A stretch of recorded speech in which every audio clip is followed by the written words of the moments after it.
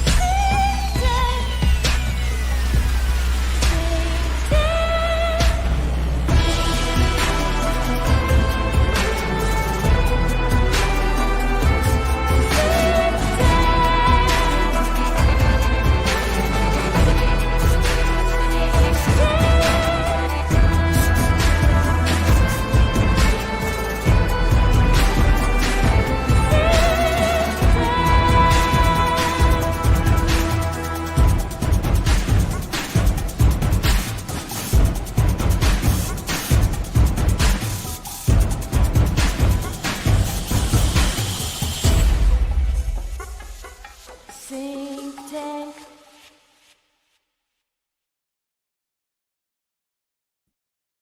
Yes.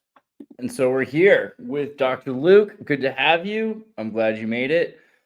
I tried calling this the little Bow Wow, Golden Bow Wow Oh, stream. you spelled it that way on purpose. Yeah, that was definitely a discern movement. But it is Okay. spelled Golden Bow proper in the title. But I feel like we needed to picture a little Bow Wow in there, because it's just a sync show. It's what it is. But Luke, how are you? How are you doing today?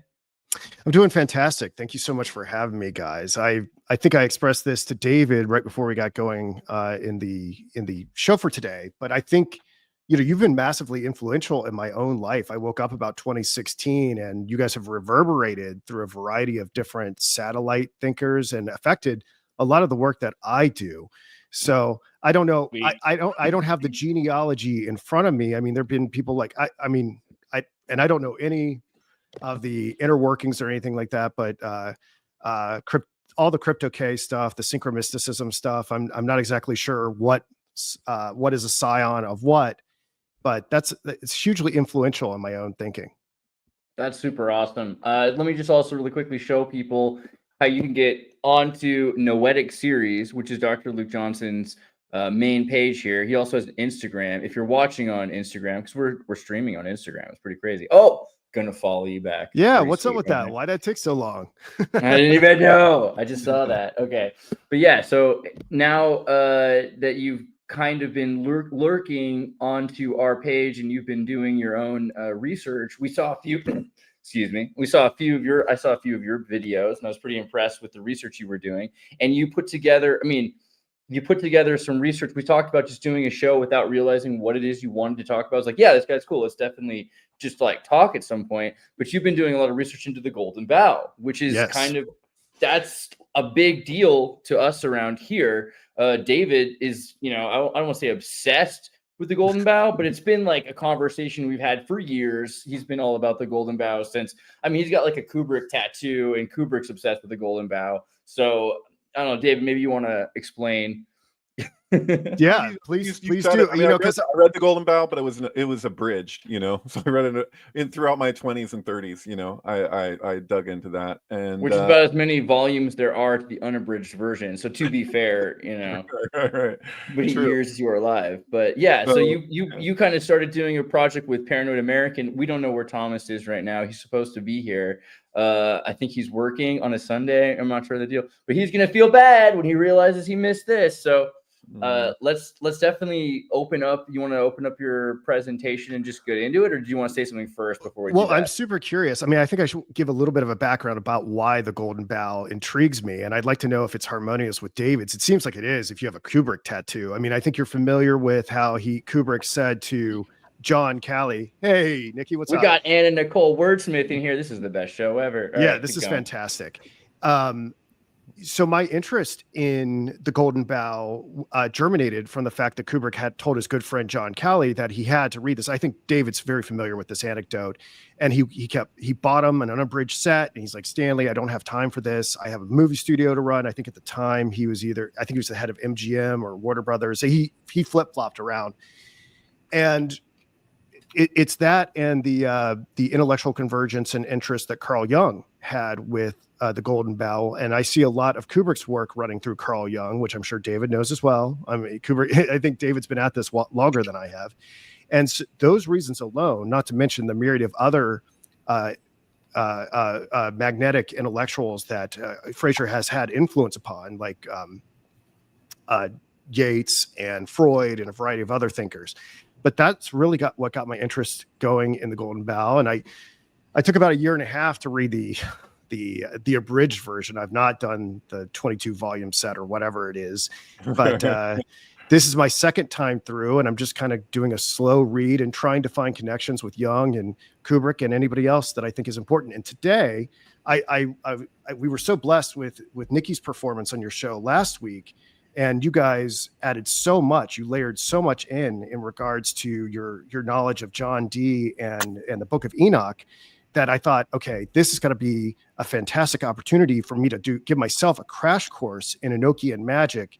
And I'm not claiming to be any sort of expert in it or whatever.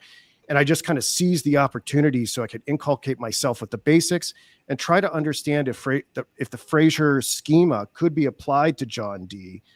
Because there's and we'll look at I've got kind of some of this cinemancy slide in slide 2, and we can all probably riff on that for a second.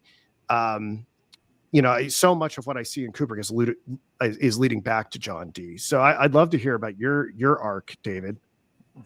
Oh, wow. Yeah, no, where to start with all of that? I mean, by the way, that story of the head of Warner Brothers and Kubrick, if people are interested, it's from a Vanity Fair article by Michael Herr, who worked with Kubrick on a bunch of stuff, including Full Metal Jacket. Full Metal Jacket, yeah. And that whole article is just like my favorite thing that's ever come from Vanity Fair. Like even like the way that he'll talk about like William S. Burroughs and stuff. Like it's just like it goes to some really interesting places. But yes, the Golden Bough part of that where he discusses that's the basis of the comic book that me and Thomas are working on. So it kind of like it starts out with that and then explaining in as abbreviated as we're able to, because it's only a small comic, like just trying to give like an outline of the basics around the Golden Bough, particularly as presented by Crowley in the Book of Thoth. So it's the chapter on the Fool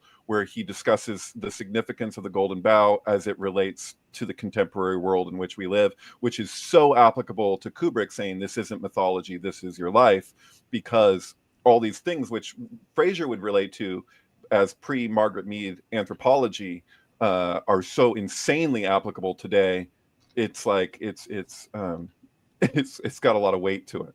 It certainly does. And thank you for, that's I originally when I put this together, I had greater ambitions. I was going to be like, okay, what are the Enochian threads to Crowley? Because I think we all know the story of John Dee and Edward Kelly and the connections to the space program and our speculations about those connections to Kubrick.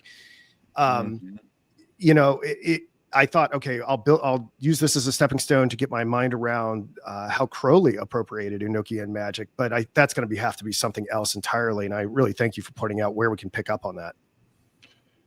Sure. I mean, the thing with John Dee is, and I was just discussing this with Bill, actually, my housemate, there's that story of the Armada with John Dee, where he basically, they delayed what they were doing in confronting the Armada because he basically played a weatherman. So he was like, the clouds say storm is coming. And this is before we had like the news with the weatherman, right? But they made a decision based on his advisory. And as a result, a storm changed the directive of the whole invasion. So, and then, from there, it's like, well, I guess this guy has some authority here. And that principle of like the not just like royalty, but like government, like looking to a seer to kind of like strategize. Like we've seen that, like even Ronald Reagan, we've talked about before. He Sure, had with his wife Nancy. psychic and stuff. Yeah. Yeah. And so like, I don't know. It's kind of a trip. Like I actually, when I was in England, I went to the I think it was at the British Museum where they have the They have Rosetta his Stone stuff, Yep. but they have his scrolling, the obsidian that he Mhm. used for like, and it's in this space that's just like, it's massive. There's so much stuff in that room. It's one room, but it's like 2 stories, and they're like, you can look at the list of like, it was like the main thing that I wanted to see when I went there, and it was just like, it's somewhere in this room. Like they don't tell you, like you can ask, and they're just like, I don't know. Like, and so like I spent all this time looking for it. I spotted, I took photos of it or whatever. So you went and but, checked out the entire installment where they have all his texts displayed and they whatnot. have his obsidian scrolling thing, and Yeah. like I don't even know what do you call that? The Scrying mirror. tablet. Scrying mirror. Oh, the mirror. Yeah. Scrying. So I mean, yeah, there is something crazy which is hard to completely articulate, but there's a way that worked where he has the sigil.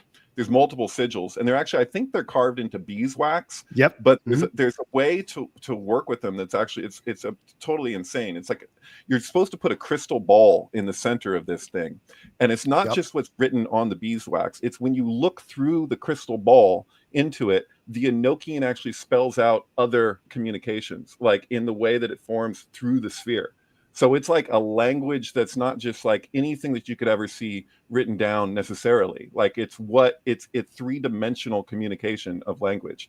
Like it's like that is so unbelievable. But that's With the what light out of a top hat, like Joseph Smith, exactly. And I mean, Yeah. we talked with Anne Nicole Wordsmith a little bit about how English, Enochian English, is this sort of language of the angels that in the 1600s Shakespeare kind of is this created character that John Dee and William Cecil and a number of others, Francis Bacon, all Edward helped de Vere. with Edward de Vere, Earl of Oxford. And you might have seen the late and great and incalculable genius that Oh, he's was amazing. Alexander Woe, right? This guy is incredible. This guy is probably the brightest guy in the like fringe community I think I've ever encountered.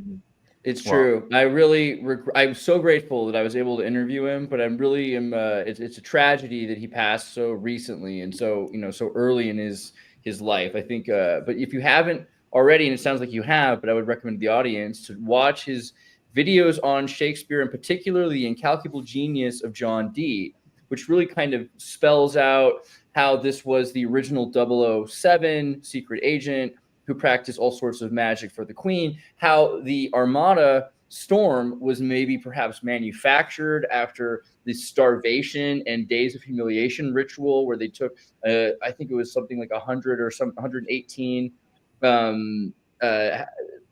midwives, occult and pagan practicing midwives of England, and starved them, chained them up, and had them produce a storm. So there's a number of interesting ritual magic spells that John Dee is famous for. But one of the most famous things, of course, is sort of this creation of modern English, which he said was not a creation, but a divine channeling of God's language, Enochian, the angel's language, which is pretty funny to me. The idea that the Bible in English, when you bring it to Africa, and these like Protestant like evangelicals who are like, hey, you have to read the Bible in God's language, that's not the craziest possible thing someone could say. It blows my mind, right? I'm so curious, Nikki, what's your familiarity with this stuff? I don't have any. I came to learn. Andreas invited me to come here, and I was like, I don't have like anything to contribute. I haven't learned anything about John Dee. But then I was like, well, okay, I'll just be here to learn from you. Well, I think Andreas has already sort of hinted at it, and I think it's going to color the conversation to a certain degree. It's probably important to contextualize John Dee a little bit, coming out of the Dark Ages, being a Renaissance occultic philosopher. I think, astrologer, however we use this nomenclature, because a lot of it's very negating, right? But I think the idea is that there was this obsession, and I get it. Like John Dee is like, I have exhausted worldly knowledge. I've explored all mathematics and philosophy, et cetera, et cetera, et cetera. I want to go back in time. I want to get back to the Adamic or language, the celestial speech. The idea is like somehow this speech was a tool, a mechanism that allowed for the unification of man and God in the garden, and it eventually became diluted through the Tower of Babel episode and the dispersion of tribes and individuals all across the geography. So I think that given Nikki's interest in language and being very playful with it, and she's picked up on how there are certain sort of archetypal energies pouring through it, I think this would be of great interest. Yeah, Right. this is your whole jam, Nikki. This is like what you do. It's kind of funny. That's And then so weird. Yeah. Yeah. Well, not language that I have is a great grasp on too, it. right? That's like that originally when we were speaking in math, and that there is like basically no distinction between language and math. And then that's part of the, as far as I can tell, that's part of the Babel story itself, is that, you know, Yeah. Babel wanted to make a name for themselves. People generally take that as like fame, right? That's how Lady Gaga treats it. That's what the Fame and the Fame Monster is all about, because she's Lady Gaga. Her producer named her after Radio Gaga from Queen. And if you look at the music video for Radio Gaga, it's just Queen inserted into scenes of Metropolis, which is a modern retelling of the Babel story, right? And so you have this dispersion, this splitting of the languages, which is also our confusion around mathematics. So like flash forward to like Orwell, like 2 + 2 = 5. That's kind of like, you know, because with math, there is a right answer. Like, that's the thing. You can't do that with all areas, you know, where you can say there's technically a right answer. So, but by extension, language was that way too, you know, which is weird, because what language has become is completely different than that. It's just total confusion, right? And there could be something to this idea that language is a sort of new post-psychic, panpsychic communication system. So Rudolf Steiner talked about a period when humans, perhaps even different kinds of hominids, were communicating in a psychic sense. There he is. Come on, buddy. We're doing the golden bows. Good to see you. But so this idea that the panpsychism of the old days was displaced by modern communication generally. So all of these different languages simultaneously replacing the Enochian language, or as you put it, the Adamic language, which is really where it gets controversial, because it's chapter 10 of John and Psalm 82, ye are gods, right? You're in the image of the Elohim, and you're using a language which is a panpsychic language, which is being replaced by this modern communication system. And Steiner talked about this idea that the ancients were displaced by this new communication system that destroyed the ability to practice that muscle that allowed us to be panpsychic. So we have the muscles, but they've become weaker, and we've learned how to use this other communication system generally. It's interesting. David, I just for a point of clarification, you said that the Adamic language was mathematical. I'm still very much a neophyte in all this. Could you elaborate on what you mean by that? Well, if you look at like the earliest languages that we have, if we want to talk about Enochian and all of that, like John Dee's communication around Enochian, like did that is something. It's like one of those things where you're like, what is source? You know, it's like it's something that emerged through an insight that's not like, you can't find an early record, as far as I know, like you can with like Hebrew, or even later than that Greek, you know. But like Greek and Hebrew are both mathematical languages, and the argument is that language, like you can see it in the Sumerian tablets, right, which is the earliest mathematics we have on the planet, as far as I know, where every letter is a number. So it's like, it's even misleading to say it corresponds to a number. Like literally, like people's relationship to math was radically different than what it is today. Also, even humor, you know, like you can see that throughout the Torah and even the Tanakh. It's like this idea that there's like a relationship to the text that indicates another level of humor that we have no context for today necessarily. Like maybe a Kubrick film approaches it actually, but like, yeah. And so, you know, when in Pi, when he's like, Hebrew's all math, and then he shows them an example with mother and father, and then it equals child, you know, like even here in this scene, when he's showing you this, he's a little misleading, because he says the garden, but he's actually not writing the garden. He's writing the direction in which Adam and Eve leave the garden, which is, I believe, northeast. So he's like, and then that actually relates to a trick that you can do with the Babylonian squares, where if you fold them into a cylinder, you can do a trick where if you keep rotating it, you can make it like it's set up in such a way, it's so profound. Like you can prove through the Babylonian squares that we discovered math and didn't invent it. And that's really a profound point, like arithmetic, you know. And like I've seen it demonstrated by a Protestant, actually, where he did this kind of presentation where he takes the Babylonian squares and he folds them into themselves and shows how you actually have a twisting staircase, so to speak, where it's in steps, where if you keep turning it, it'll make it so that all the numbers are in order, in progression.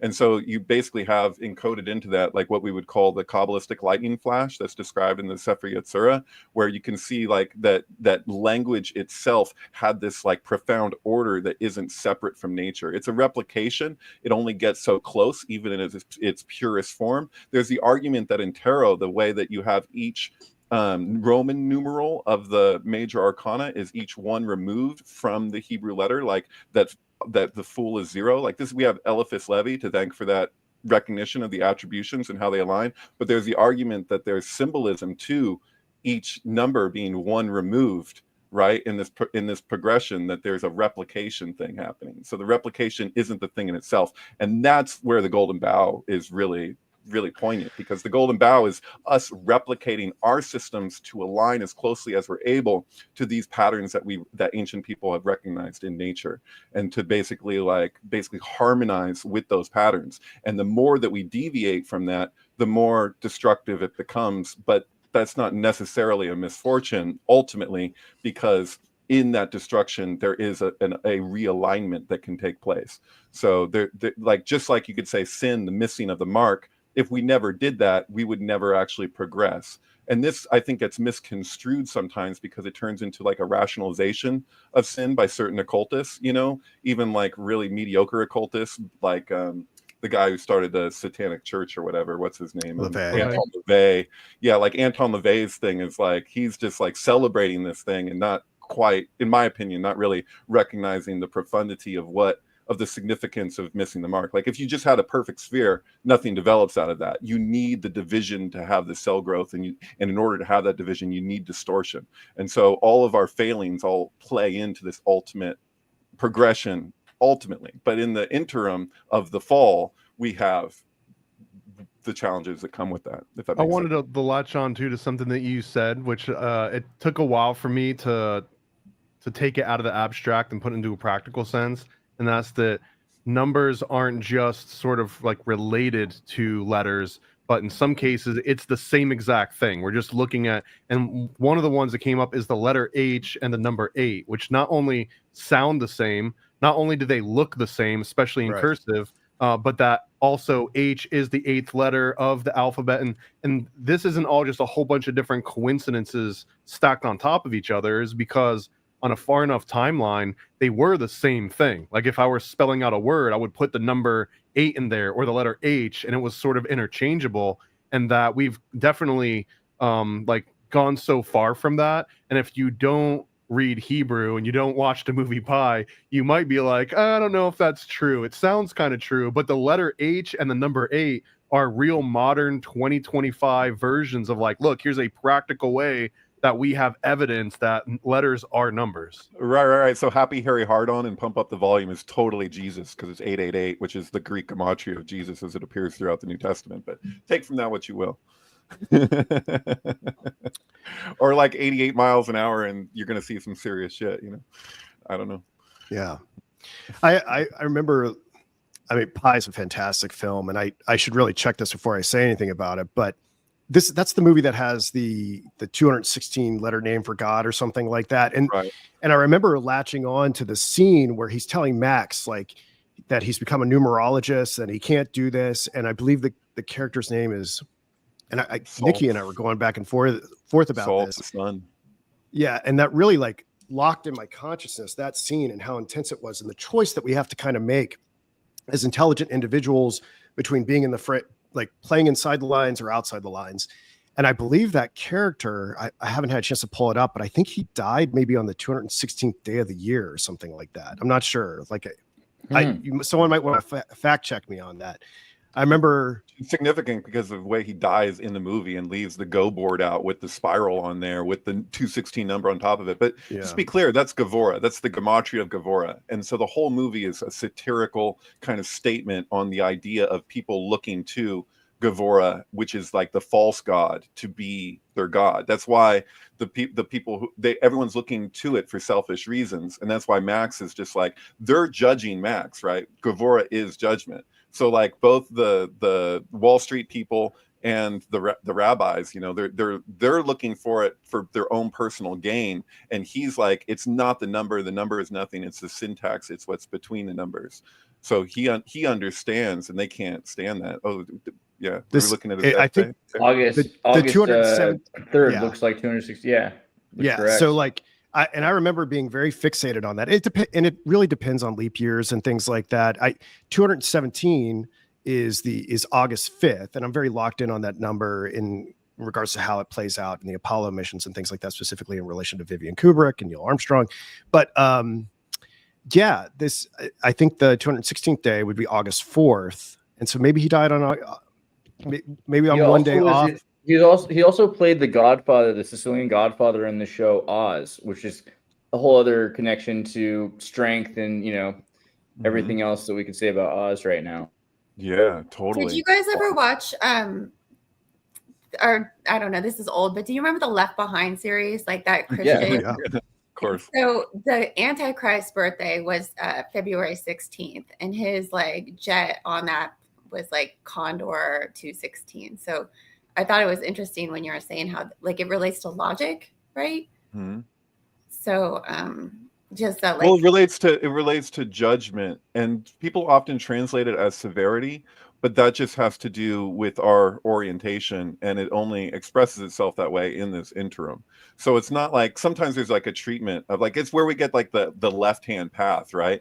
But the left-hand path is actually the status quo, like in the sense that this is our general orientation of people is to go left brain, right? It's to compartmentalize and break things apart in that way, and it's where we get our judgment. But our judgment isn't God's judgment, right? That's like basic principle.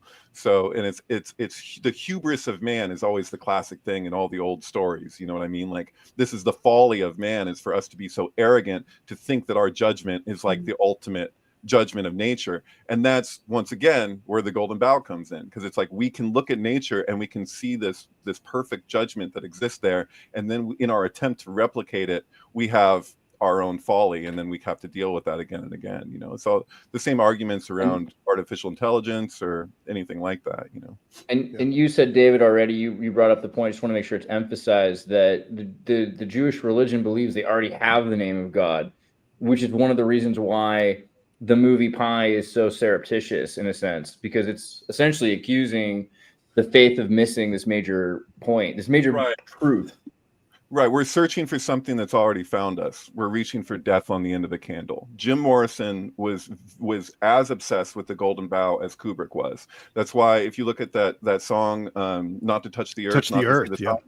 Those are two chapter titles, one after the other, directly from the golden bough. And if you look at the lyrics to that song, not that that's the only example, like throughout his lyrics, throughout his albums, you can see places where he's directly referencing the golden bough. And it's not just that, oh, he's referencing the golden bough, it's the significance of specifically what's being said, you know. So he's like, dead president's corpse in the driver's car, the engine runs on glue and tar, come along, not going very far, to the east to meet the czar, which is Caesar, right? Tsar is Caesar, and like even you have the Caesar bomb or whatever. But the point is that it's not very far. Like, you're talking about an ancient time, and it's the president being killed. He's referencing, you know, the assassination as an example of the king kill ritual from the golden bough very directly there, you know. And That's, you know, 216, 6 times 6 times 6 is 216.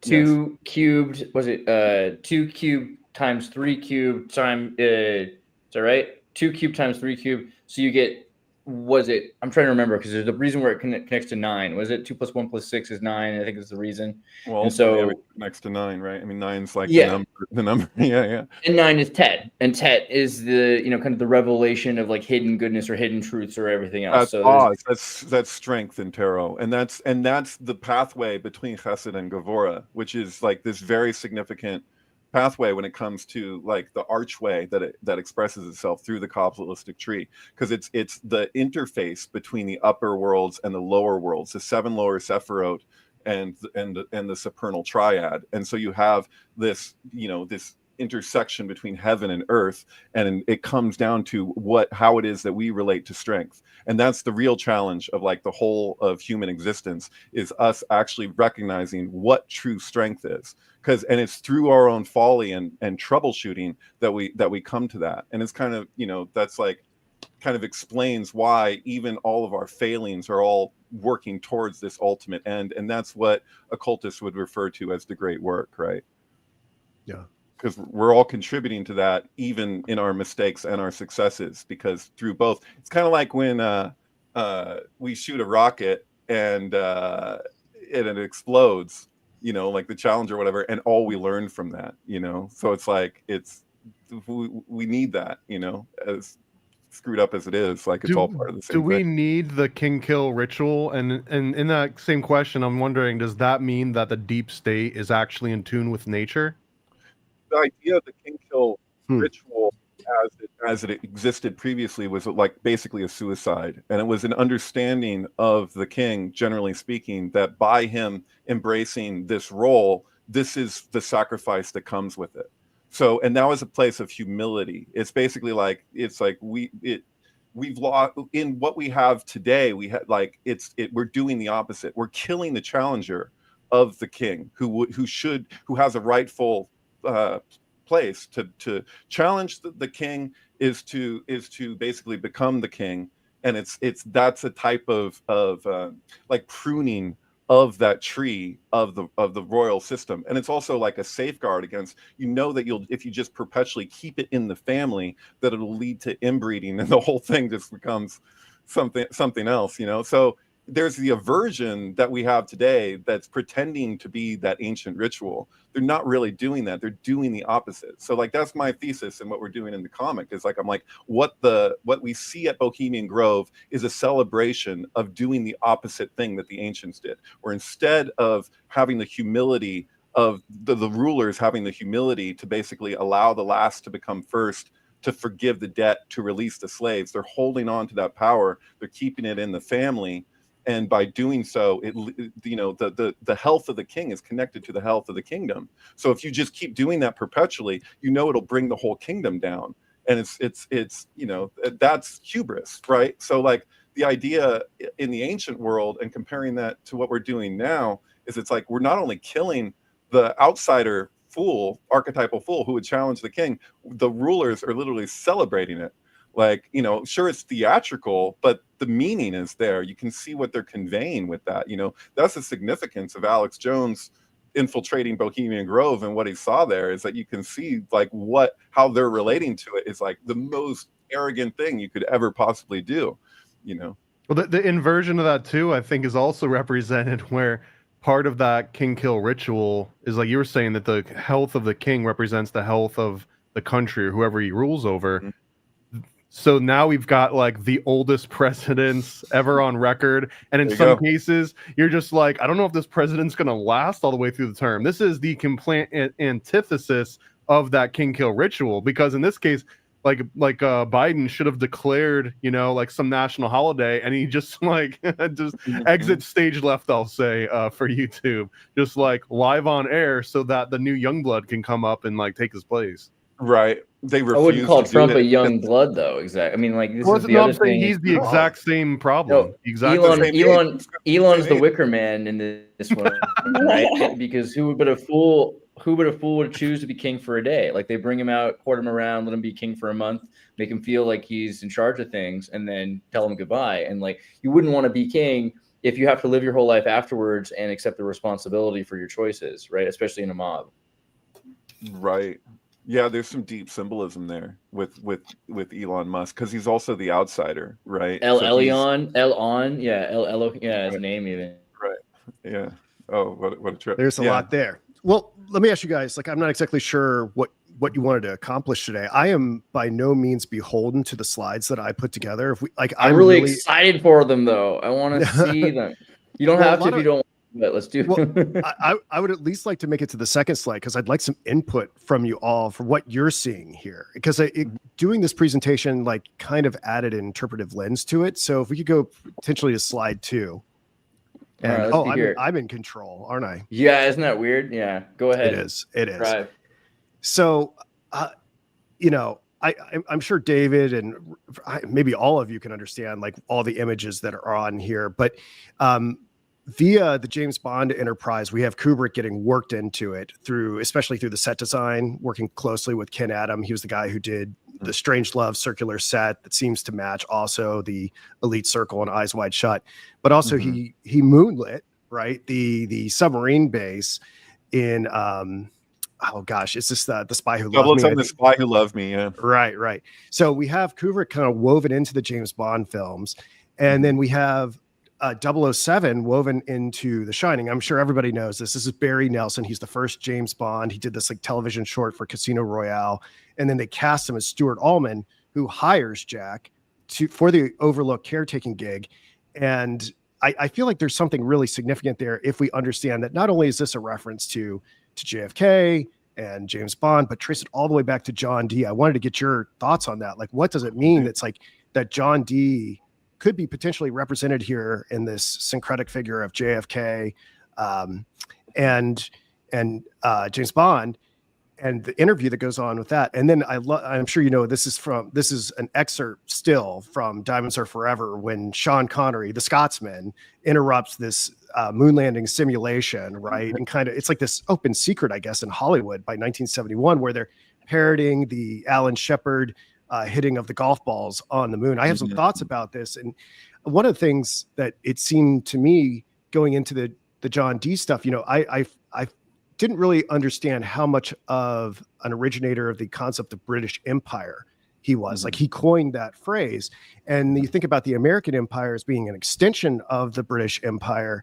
And if there is something Dean about the moon landing, and then you have the Scotsman here, you know, as you had the emergence of modern scientific bodies downplaying the alchemical, the magical, et cetera, that got sort of confined to esoteric circles, specifically in like Freemasonry, right? And we have references to Freemasonry, I think, in this image, or maybe it's all coincidental or synchronistic, but you know, you have the Alan Shepard hits 2 balls with his cane, right? And this is a reference to sheep herders in Scotland, right? The golf came from that, and Alan Shepard is the first to hit these balls on the moon. Shepard.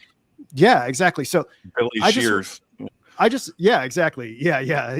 And then we get into the Beatles, right? So I'm so curious, since we've primed ourselves with this John Dee conversation, if something new is popping out to anybody else. But that was one of the things that popped out to me, is that maybe there's something about John Dee and the Apollo missions that we're not getting. And one of the very interesting things, I posted this on my Twitter, that I found just kind of bopping around, trying to find resources for today's presentation.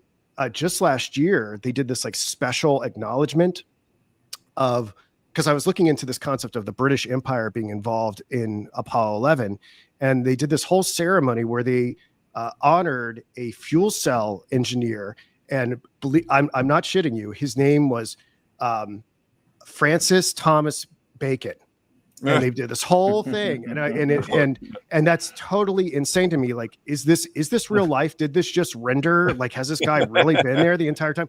Because then this brings in the intersection between John Dee and Francis Bacon, and well, we're back to Shakespeare and the Globe, right, and all of those stories. And Shakespeare, we have. John Dee is like Prospero in The Tempest. So The Tempest, yeah. Yeah. So we have all that. So I just thought we'd geek out on this collage that I made. Does anybody else see anything? Yeah, can I just Sure. catch viewers up on certain facts, because we're making connections and maybe not everybody knows the Sure, basis of them. please. So why John D 007? Because if you look at his signature on record, it's 2 zeros with a 7 that has the top of the 7 goes over the 2 zeros. So no, we don't see it in writing where it says his code name was 007 necessarily, but we see his signature and it looks just like the 007. The argument of Ian Fleming having known that is a strong one, because there's places with Ian Fleming where we see his interest in occultism showing up all over the place, right? He crossed paths with Aleister Crowley. He wanted to use Crowley in intelligence gathering, I believe on Rudolf Hess or something like that. I don't think it went and through. he used his son, I believe, right? His naval officer's son, right? That was a major reason too. Crowley's son. And then when we look at you're making the connection with The Spy Who Loved Me. So this is recorded. Actually, like Andreas and I had a talk a while back where we played a clip in the middle of it of the director of 007 describing exactly how Kubrick was able to assist with the lighting specifically and the camera arrangement. And you can see the point in 007 when it switches to Kubrick, because it has his same perspective that you see throughout the Kubrick films, which very much like resonates a Masonic tracing board, right? Where you have this you can see it in that shot there, although it gets cut off because you got these other images, but it's that symmetry. And so that is the exact point. And also Kubrick's daughter actually designed the front of this boat, the way that it opens up to let the submarine out, and the teeth of Jaws. Katarina did that. Yeah. Yeah. And so, was it? Okay. Yeah. Yeah. So Katarina did that teeth for Jaws. Yeah. Oh, is that what it was? It's been a while. So, in 007, The Spy Who Loved Me, Jaws survives at the end, right? Like he swims to shore. At the end of Jaws, the movie Jaws, Jaws is killed and the two guys swim to shore. Like at the end of 007, The Spy Who Loved Me, he's like floating away and he's with that woman in the pod or whatever, and they open it up and they're like, oh, excuse me, or whatever, But there's those films are meant to interplay. Like, and I'm convinced that this is so bizarre, but that they intersect with Styx's album, the Grand Illusion. Yeah. So the Grand Illusion was released the same day and year as 007, The Spy Who Loved Me, and I believe that they're meant to be paired with Jaws, like, because it's so crazy. In Jaws, they pull out the license plate from the shark that they think might be the shark that's killing these people, and it reads 007 on the license plate. We've talked about it before. It was so weird, but yeah, there's a crazy series of connections, and even the Tempest with the storm and the ocean and all this stuff, like it all is so pronounced. And I have to wonder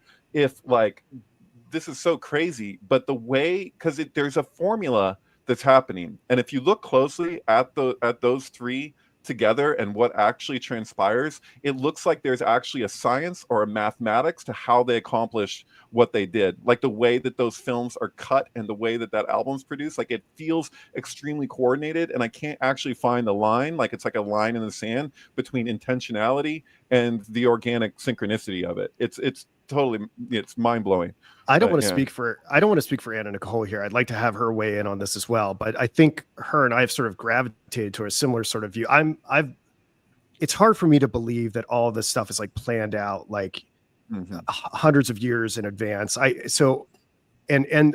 don't know how you guys feel about the Mandela effect. It's relevant to this conversation we're having, especially when we're talking about the Jaws or whatever. Like Dolly doesn't have the braces. I'm not sure how you feel about that, but that's of the Mandela effects. That's the one I feel the weirdest about, because that's the one that I really can't explain. I can explain Jiffy. You go to the store, you want Jif or you want Skippy, get Jiffy, because it doesn't matter which peanut butter you get. Like there's all these examples where I can see how wires get crossed, but with that one, I'm like, it's undeniable. Yeah, it's undeniable. But I guess what I'm trying to say, like, I've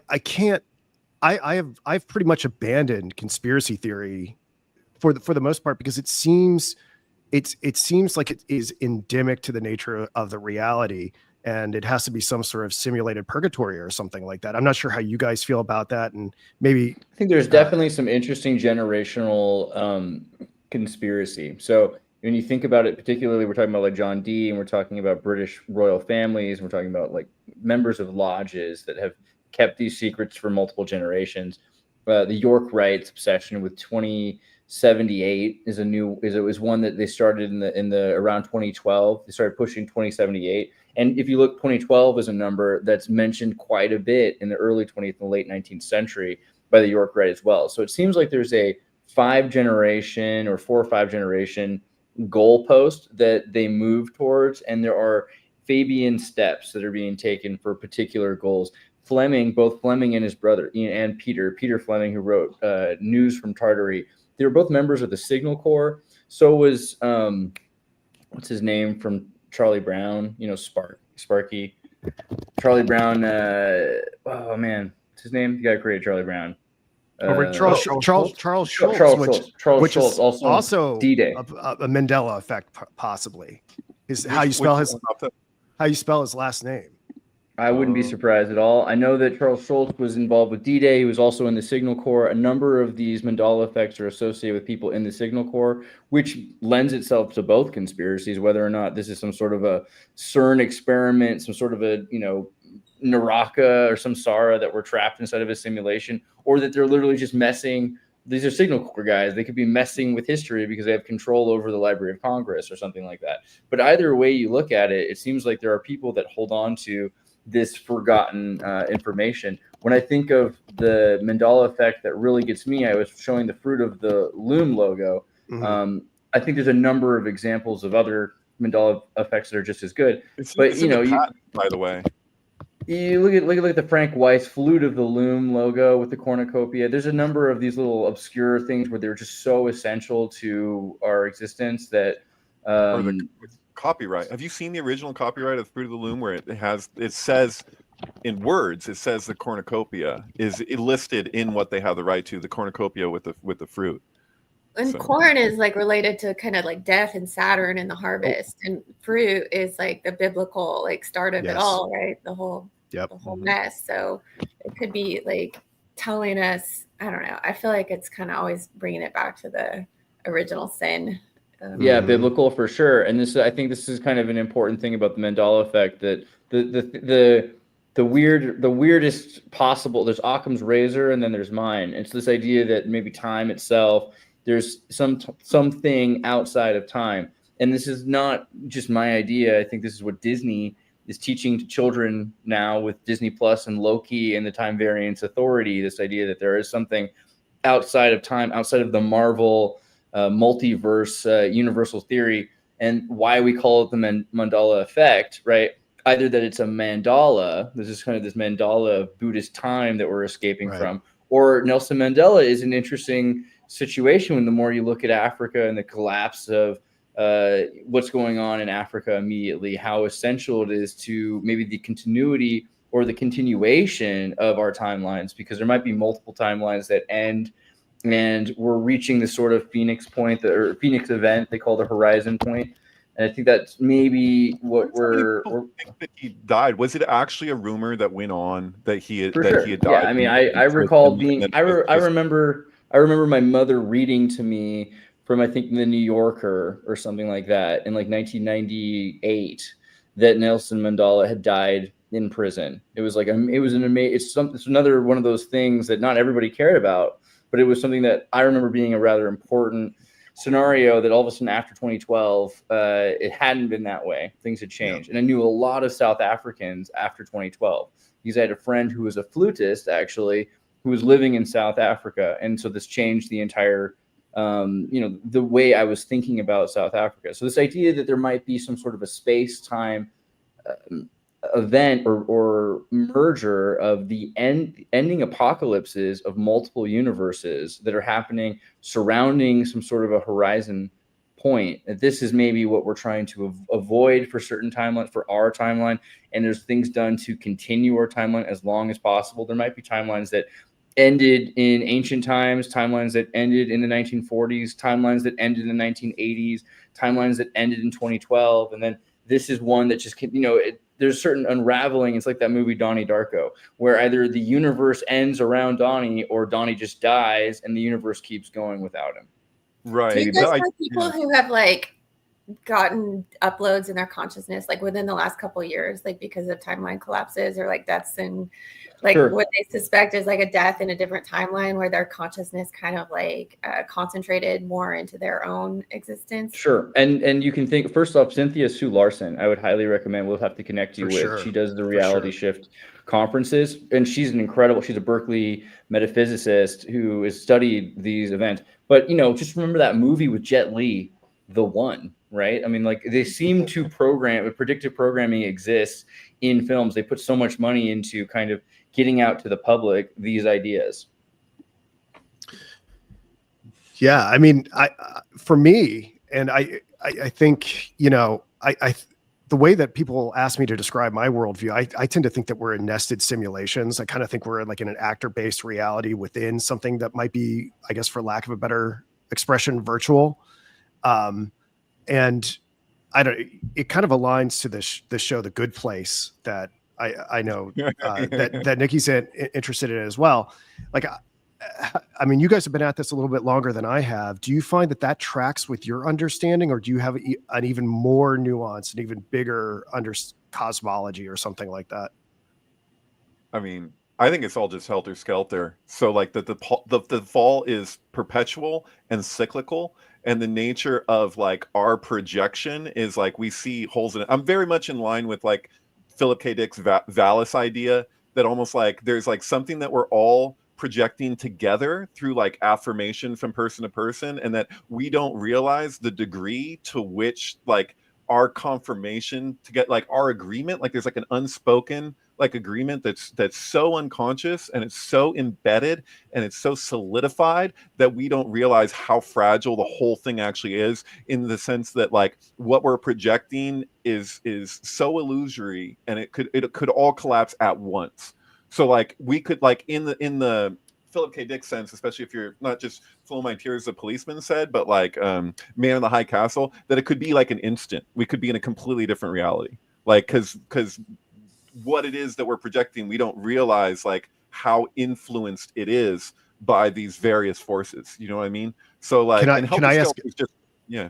I'd like to ask a somewhat personal follow-up question, because I mean, I enjoy where this conversation is going. I get something out of this, but like a phenomenon that I have in my own life is that if things that I become preoccupied with, something even from this conversation in some way will materialize in the very near future. I have no control over it, and I don't know how to explain it. Something that's been happening to me recently is I'm doing this massive renovation project on my family farm, and there's like, I have to clean out this garage. It's 25 years of backlog. Okay. And like, I'll have a conversation with somebody, and then something from that process of unearthing it within hours or 24 hours will come up. It's attention, right? Yeah. So, or even like something that I'm thinking about will become, this sounds totally schizophrenic, will become like a national headline. And it seems like I'm unconsciously driving this to some extent. How does that fit into your model? Have you experienced what I'm experiencing? Clockwork elves communicate through synchronicities and geometry. But yeah, sorry, David. No. Can anybody else help me out here? Because like, this is the weirdest thing. It's been going on for like 8 years. There's the question: does sync kill people, or do people kill people? Like who? Was your insight going into it? Like, is this causal? Like, because Carl Jung would call synchronicity a causal principle, sure. Right?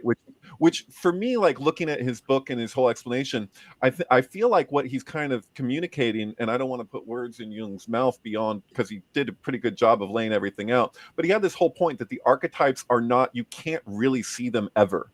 Like you can't, the nature of the unconscious is such that the best you can do is have a close representation. Mm-hmm. And so, and you can get a closer and closer representation, but that representation will never be the thing in itself. So that we're relating to a sheath in order to interpret and understand, but that sheath is only like, it's like a funhouse mirror of the thing that is actually in front of us. And so my feeling is like the prophecy that's spoken to in the Zohar and everything, even beyond that, just it's cross culturally, is there's this idea of like what the big unveiling is, the big revealing is like all of these influences on our consciousness that we can't look at what our most ancient ancestors actually, what their perceptual reality actually was. like, because, and it's always now, there's only now, like we have no basis for comparison. We think that this is the world and all it could be is the way that we're relating to it. You know what I mean? Like, so I don't know.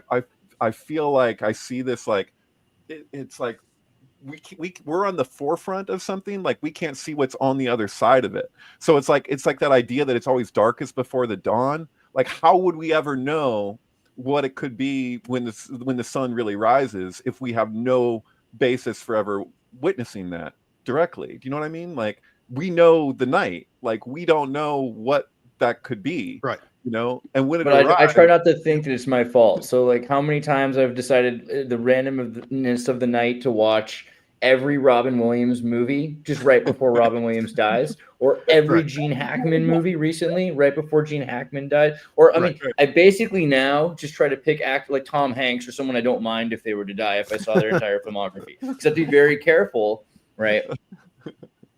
Well, do you think it's like, do you think we're causing it? Do you think it's an acknowledgement? Do you think it's communication? I hope to God it's an acknowledgement, but yeah, there's a probability that there's a Heisenberg uncertainty principle and that we're affecting our reality, or at least the perception of reality, because there's so many possible realities.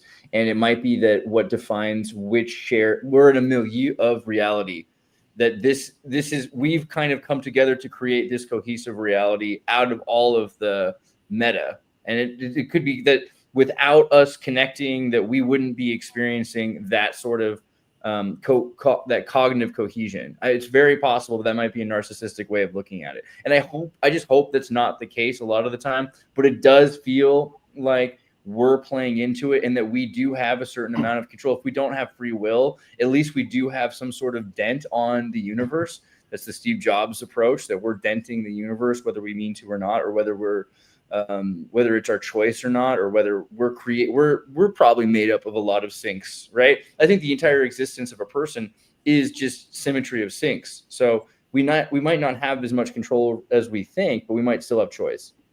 I'd be curious to hear what Anna Nicole has to say about this. But also, the other thing I'm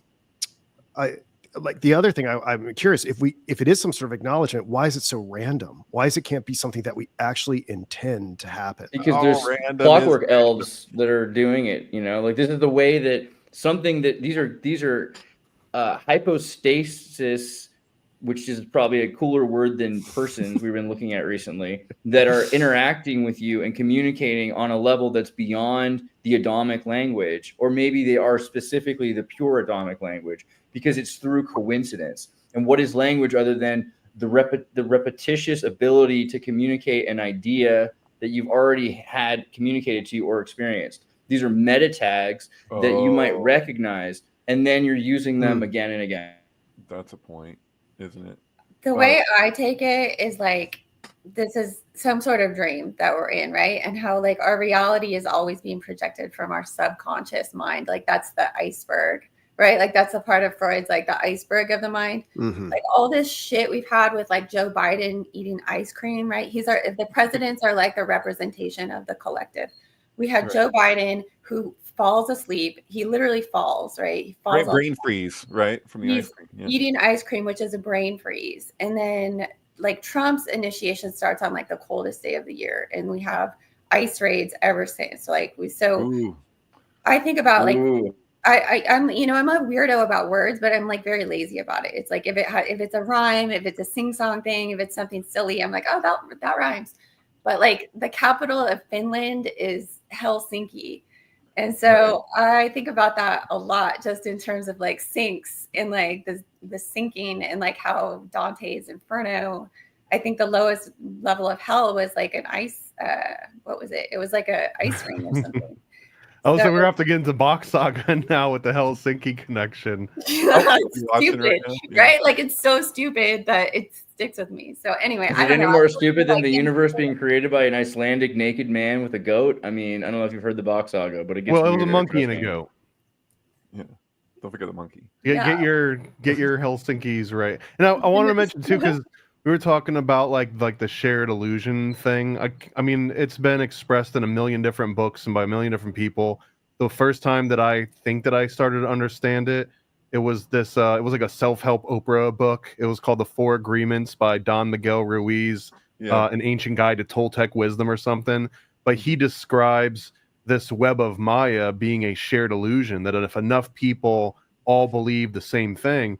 And I remember the first time I came, this is like the early 2000s, the first time I came across this, I was concerned because I was like, oh my God, is this a democratic or a republic shared illusion? Does this mean that if you get just enough people in numbers to believe a certain thing, that's reality?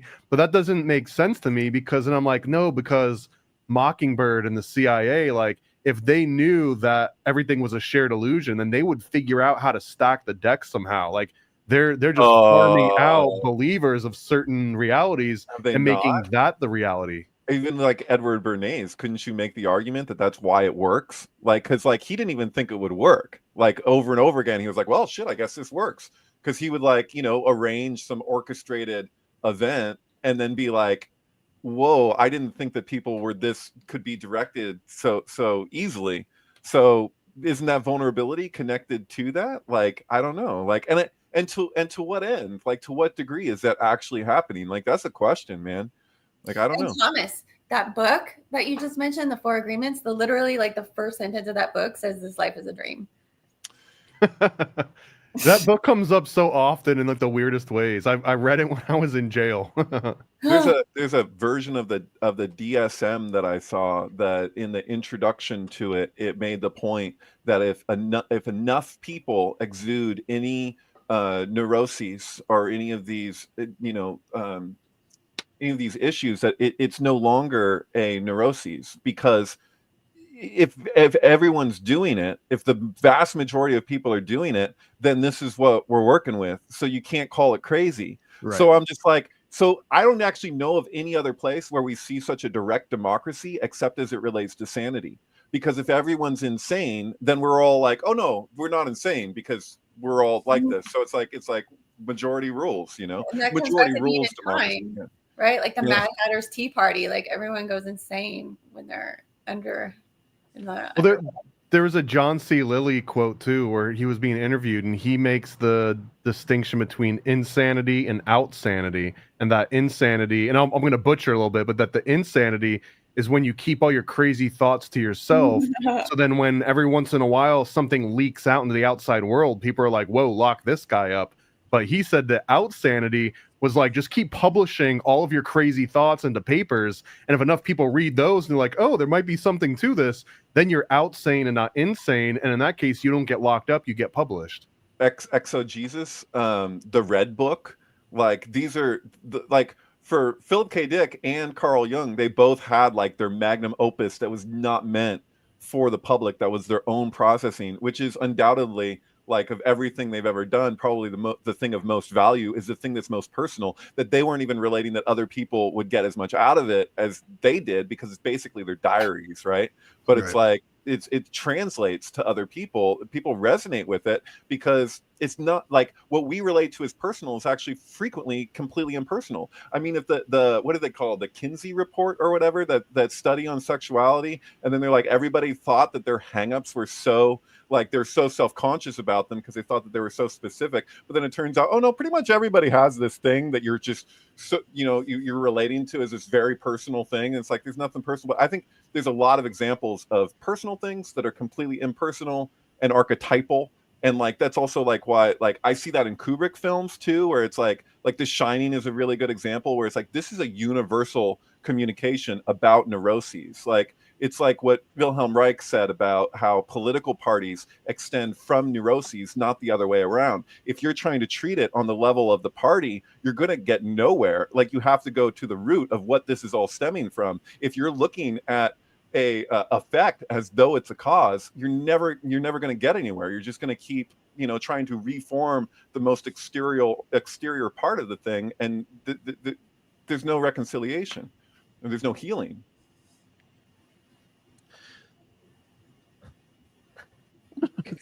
A lot to be said here, guys. I really appreciate being able to have these conversations with all of you. It's very meaningful to me. I appreciate that. Well, do you want to pull up some of these slides still? So sure. Let me go to your. I think a lot of it can be. I mean, we've covered so much, but I think a lot can be summarized. I can kind of give you my findings, right? I mean, the first, I mean, the These are your first type thing, 5. yeah. I mean, the long and short of it, why didn't Frasier like even address John Dee? I mean, there's lots of different reasons. It was beyond the scope of his thesis. He was primarily concerned with ancestral magic. He may not have had access. I hope everybody's still there. Did I lose everybody? Or No. you're all You're there. good. He I was may just trying to not give have had you a- access. Yeah, he may not have had access to the manuscripts. It wasn't even on his radar, right? But I think so. It's like, well, was this appropriate to try to make John Dee fit inside of Frasier's system, especially when he divvies up sympathetic magic into homeopathic and contagious magic? And trying to understand why is John Dee called a sorcerer? Because I'm getting all these conflicting things. Like a lot of this is like a propaganda smear campaign. I'm hearing things that like John Dee is like this deeply pious person. Well, how can a deeply pious Christian man be doing all this terrible black magic? And I think, let me just take the 40,000 foot perspective and what I learned from trying to put together this presentation so we can progress this a little bit is that, you know, with the two different types of magic as Frasier describes them, the homeopathic magic, you know, it's imitative, right? You create something within the world that has some sort of correspondence to the thing that you want to affect, like a voodoo doll, right? It's an effigy or it's a simulacra of another person, right? And then if it has a contagious element, you may use hair or something like that was actually part of the person for it to be more efficacious. It seems like that element might be involved in Enochian magic insofar as the using all the different sigils and whatnot. Like it is an imitation of the hermetic Neoplatonic cosmic structure.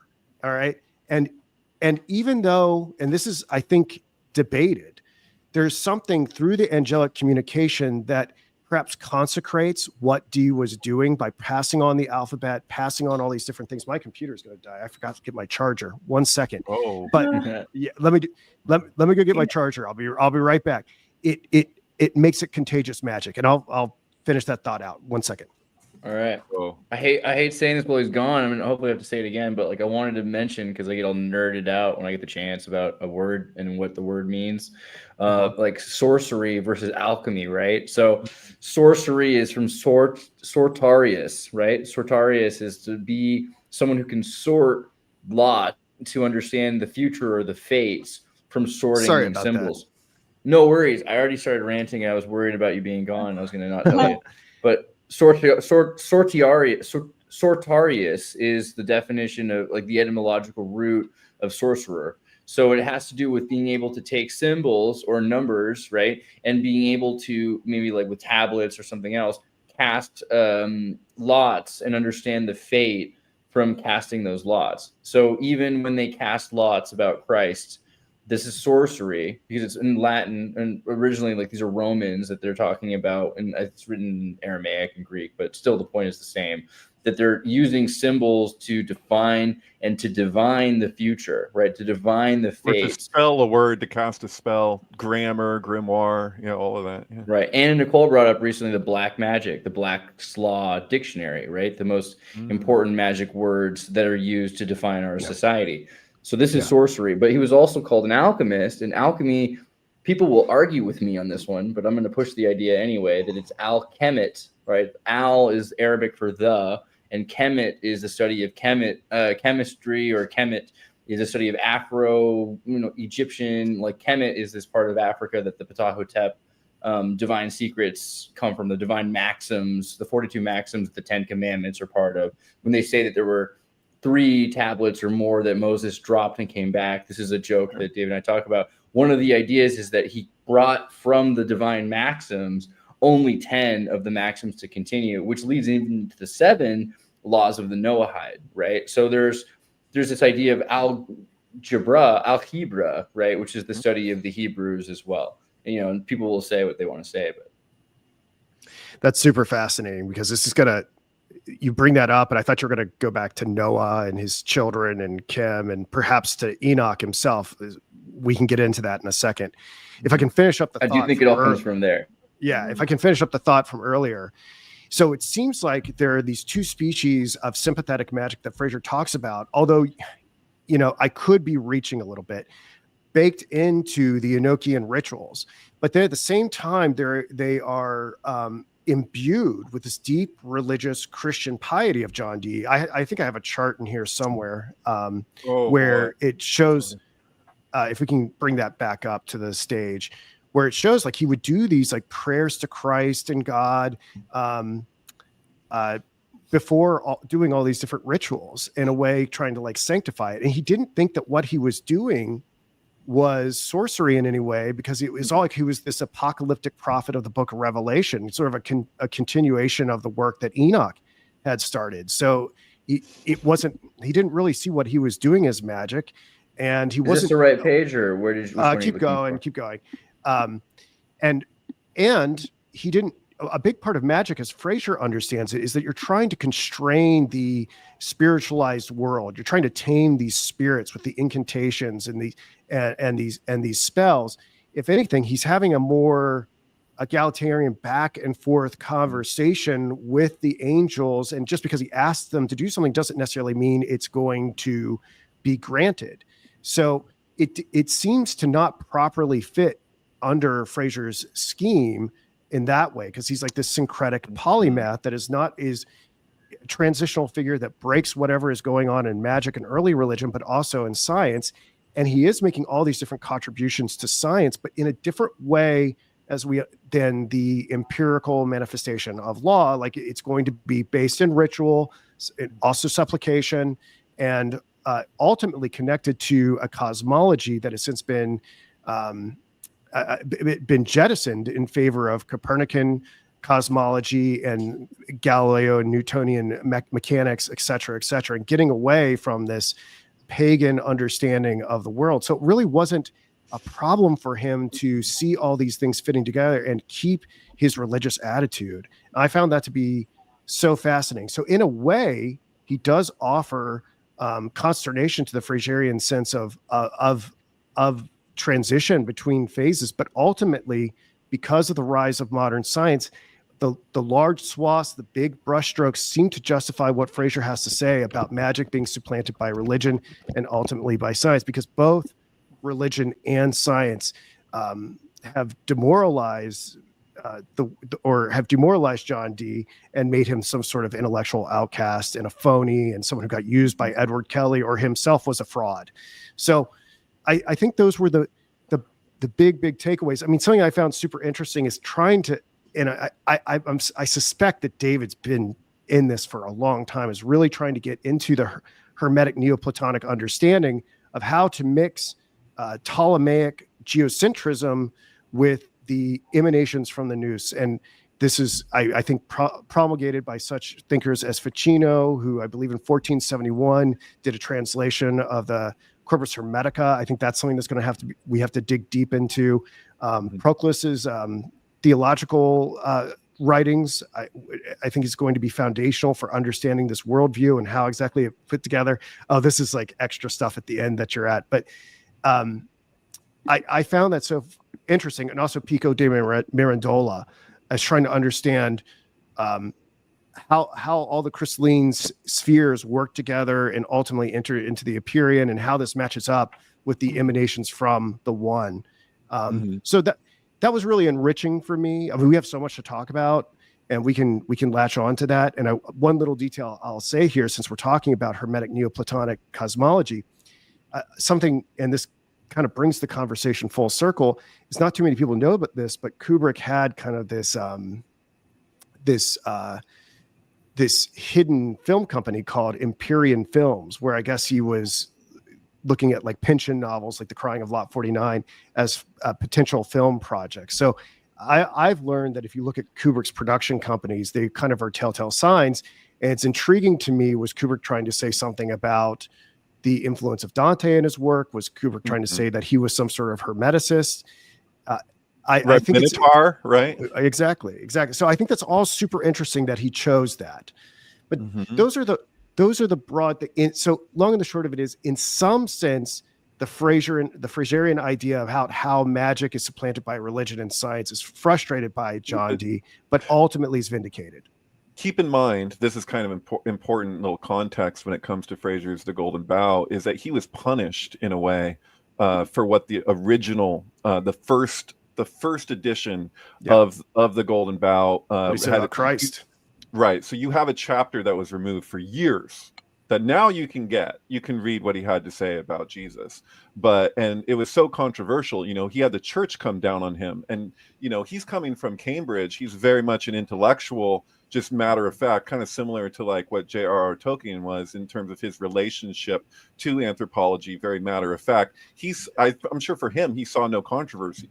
But the church there was this conflict. I think it's backwards, because I think it actually imbues Christianity in a lot of different ways, like the idea of the scapegoat and how it translates. And when you look at the origins of the scapegoat and all of this, but there's that introduction that came later from Frasier, and my feeling is it's almost like it reads to me like legal text. Like he's like, okay, like don't get mad. I don't take any of this stuff seriously. You shouldn't take any of this stuff seriously when it comes to the magic aspect, or what we might call sorcery or whatever. Like he wants to basically compartmentalize this into another intellectual area. These people are pagans, they're this, whatever. I don't believe him.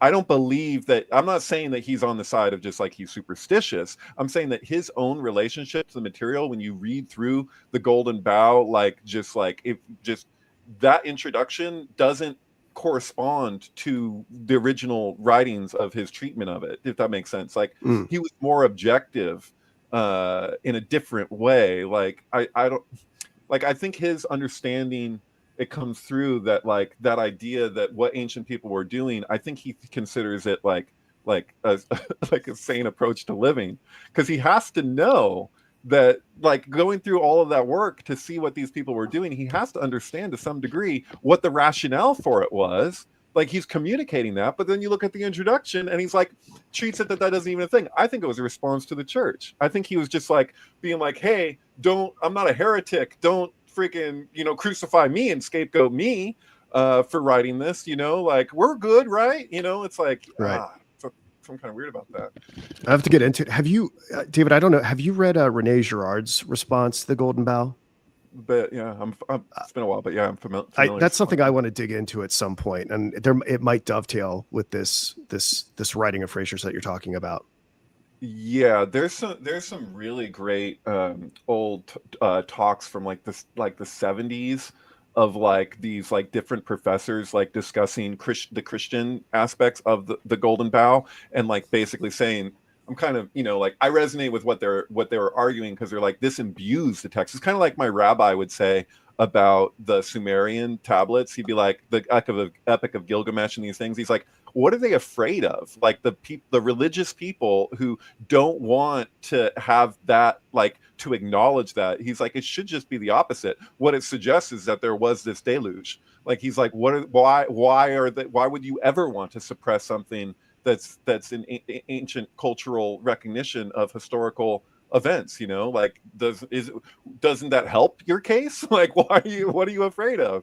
And I feel kind of similarly as far as like the Christian elements in the Golden Bough, because he's arguing that like what we see in the Christian tradition has these ancient roots. And like you can call them pagan, but as far as I'm concerned, that just means civilian. It's just like regular people, like it's like this is something that's older. And that was C.S. Lewis's take on it too, was that was his argument to Tolkien. He's like, well, what if somebody fulfilled these ancient rites in a very direct, real way? And like that, why does this have to discount this? Like why, just because ancient people had this awareness, like why would that detract from 2,000 years ago somebody doing these things? You don't need to know the rabbis, the ritual. That's do you need to teach the islanders, the Sentinel Islanders, who Jesus is for them to be good Christians? I mean, do you? Probably not, being honest. It's hilarious because the thing with the fruit in the garden, right? The knowledge. And then you're like, it's all in Who's Tommy, right? Which is a Rosicrucian film, by the way, really overtly. Oh, really? But the idea of Tommy doesn't know what day it is. He doesn't know who Jesus was or what praying is. So how can he be saved? And then you're like, so if you're deaf, dumb, and blind, you can't be saved. Like, maybe he's saved already. Like, the idea of the knowledge, like you're like, this was the fall, was the knowledge, right? So what is the spreading of Christianity? Like, you need this knowledge to be saved. It's just like, wait, what? You need to eat the fruit? Like, I thought that was the whole point, like that all knowledge is ultimately innate. Isn't that the Platonian kind of idea of like, and also it relates to something you were saying earlier, Andreas, about like knowledge and thought, is this idea that like to gain a new piece of knowledge, you draw upon the things you already know.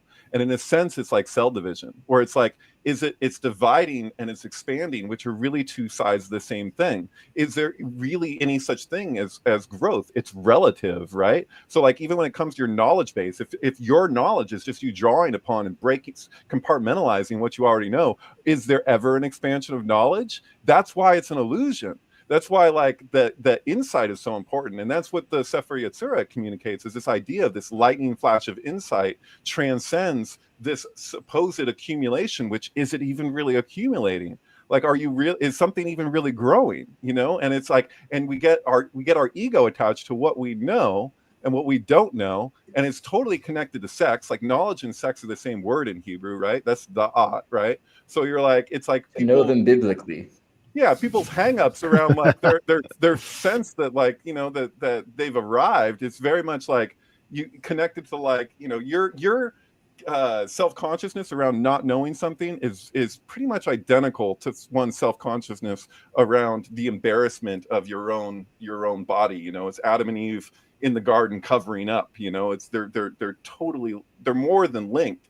You know, it's like math and language. You know, it's like these are one thing. You know. Pretty far out, but I think that's what Freud was getting at too. I think he took that directly from Zohar, but couldn't say so because he had to establish that he had his own school of thought that wasn't just, you know, Jewish mysticism. And Dee did focus on the Sefer Yetzirah. I just wanted to say quickly that Mythoclass brought up that Dee didn't actually speak with the angels that Kelly, Richard Kelly, Donnie Darko, Edward Kelly spoke at, was the medium in the relationship, which is a thing that's probably worth bringing up at some point. Is Edward Kelly, you know, the boxed ears his entire life, and a lot of people will just kind of pawn off, well, you know, he must have just lied to perform wife swapping. Like, this is like basically the excuse that people like to come up with, but not everybody, right? There are apologetics for the wife swapping, and that would be so related to Marjorie Cameron. You know what I mean? mean? Well, I was going to say, because you have to get first, you have to look at like the Hermetic Order of the Golden Dawn and their sexual Enochian rituals, which, you know, it was in Victorian England, so they weren't really able to go as far as some Cambridge professors ended up going, right? And so Aleister Crowley brings the sexual rituals to kind of the, I mean, I wanted to say to the apex point, but really, I think the New Age culture, the Crowleyan New Age culture, this is what we live in today with Tinder, right? Is this sort of wife swapping culture, which is this idea that disassociates your spiritual relationship from the material relationship, which was what Edward Kelly was saying was a requirement in order to be possessed and speak with these angels. So there really is a continuity there. But sorry. I think you're right. And Mythoclass is right to bring this up, that John Dee never spoke directly as far as the scrying session goes to angels, although there does seem to be this strange anecdote that pops up in the diaries that Dee was praying one day and the angel Uriel actually brought him the shoe stone, and he knew he was supposed to scry with this. This is my understanding. I'm not some sort of expert here. And he sought out a variety of different scryers after that point. But when the angelic communication with the alphabet and everything like that started, no, he didn't have any contact. And some people have speculated that, you know, when Edward Kelly like signed up for this, you know, if he truly did have these psychic powers or whatever he had, it was incredibly taxing on him. And he did this for 7 years. Maybe at some point, I tend to think that it was like authentic, whatever it was. They might have been talking to demons. I don't know, but it seems like it was authentic for a long time. Angels and demons are pretty much, it's like the eudaimonia or just daimonia, the daimons, right? Well, this is it, by the way. This is what's at the British Museum. Exactly. Yeah. Right. Yeah. But I mean, you could say one is good and one is fallen, but it's like saying like someone moved out of the neighborhood. It's an angel who's moved to a different neighborhood at that point. Uriel was I think it's more than location. I think it's more than location, but something that seems that is something that seems probable to me is that like Kelly got so exhausted with it, and then maybe he started to interject perhaps his own desires towards the end of it, and maybe the wife swapping didn't really come from these angels, and that he wanted to break it off and end it, and this is the way that he was going to do it. I kind of favor that theory at the moment. These I are don't kind want to of do misleading. human Go- element to this too, because if you look at the like everyone involved, I think it was Edward Kelly, John Dee, and Jane Dee, which was John Dee's wife, right? Right. Edward Kelly was in his mid-30s. Jane Dee was in her mid-30s.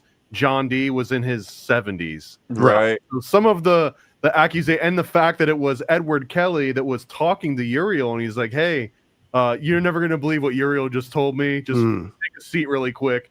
He says we have to swap wives. Craziest thing, I forgot my wife at home, but since your wife is here, maybe we just see what plays out in the. And I mean, I feel like there is a human element here where there's like a 30-year-old guy sees a 30-year-old girl, and it's like he doesn't know what to do with her.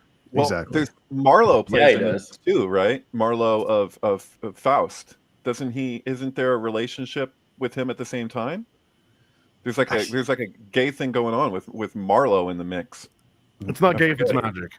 We'd have to right. We have to look into the particulars. But I wanted to say that there's something really misleading when we're looking at that beeswax, because this is a mental exercise. And I've seen you can visually represent it now in a way that you couldn't at the time because of what we have capable now, like even digitally, or even if you're going to draw the thing out, those fit into each other in the same way that the Babylonian squares fit into one another. Like, I'm personally convinced that the Tower of Babel is actually what you can do with the Babylonian squares is it's something that's happening on a metaphysical level with language and math, like what we're basically constructing here. Like, it speaks to the great work, but it's that one fits into the other.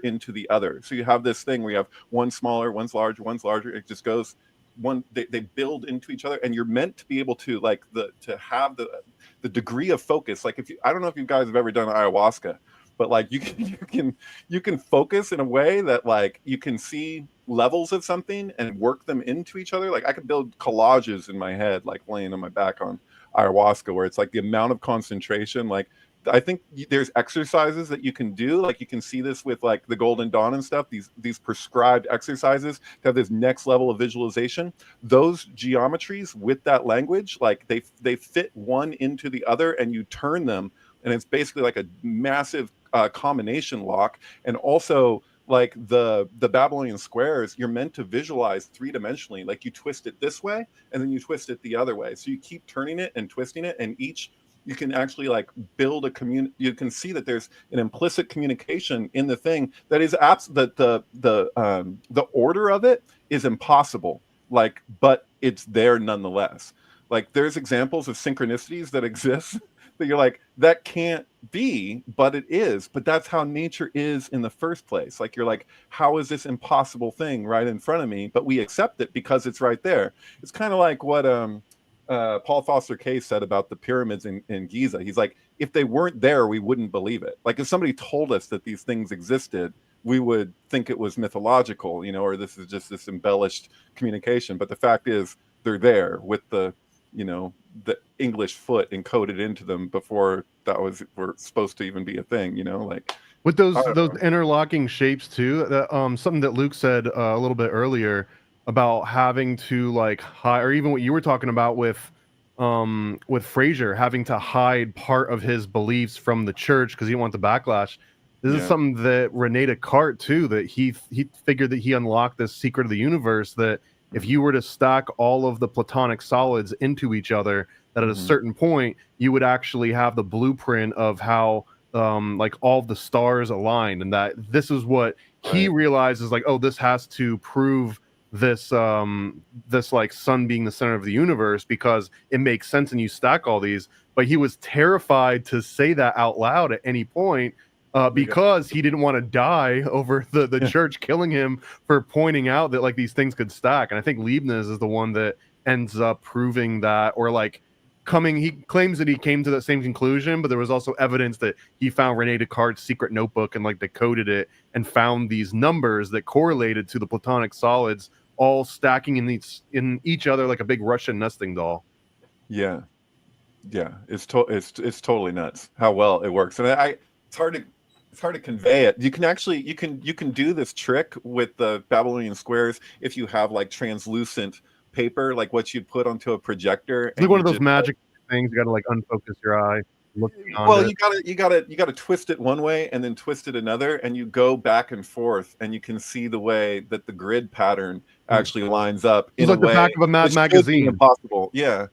Well, you know, I mean, magic squares on their own are fascinating. Like if you just lay it flat and then you count up, you're like, okay, well, like the sun square we all know, right? Is each row adds up to 111. There's 6 rows, so you end up with 666. That's why 666 is related to the sun.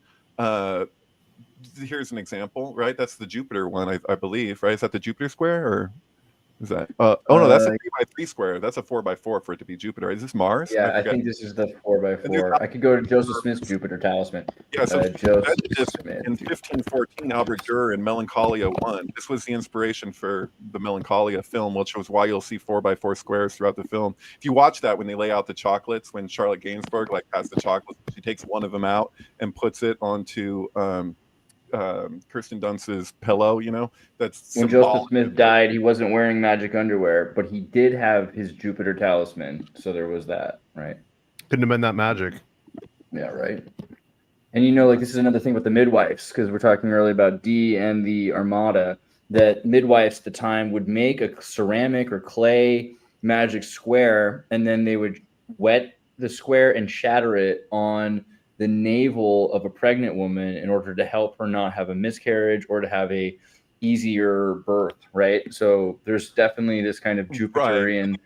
Once again, thinking about that, because it's not just the physical action is one side of like the sheaths of, just like if you're looking at a tarot deck and you have these 4 suits, you know, so this is one aspect where there's 3 other aspects that are occurring in the ritual simultaneously, and they're all embedded into it. And so sometimes people get confused when they're looking at something and we see the physical action being referenced and we relate to it as just a superstition, like you're carrying around a 4-leaf clover or whatever, but it's the meditation and all the steps that go along with it beyond that give it its real significance. And so absolutely it's constantly misrepresented.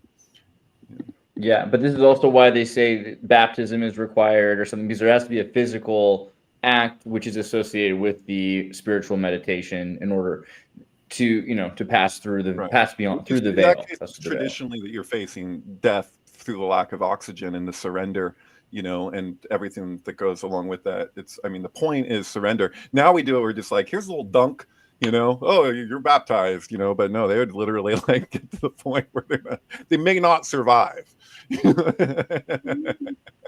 I almost drowned in my baptism. Oh my God, really? Terrible. Far out.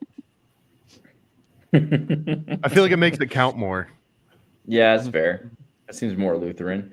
Okay, so chapter 4, magic and religion. I wanted to make sure, if you wanted to try to to be honest, I think we kind of got through most of it. Yeah. I mean, I'm pretty satisfied with what we're able to talk about here today. I mean, but really, I have so many other rabbit trails that I'd like to pursue.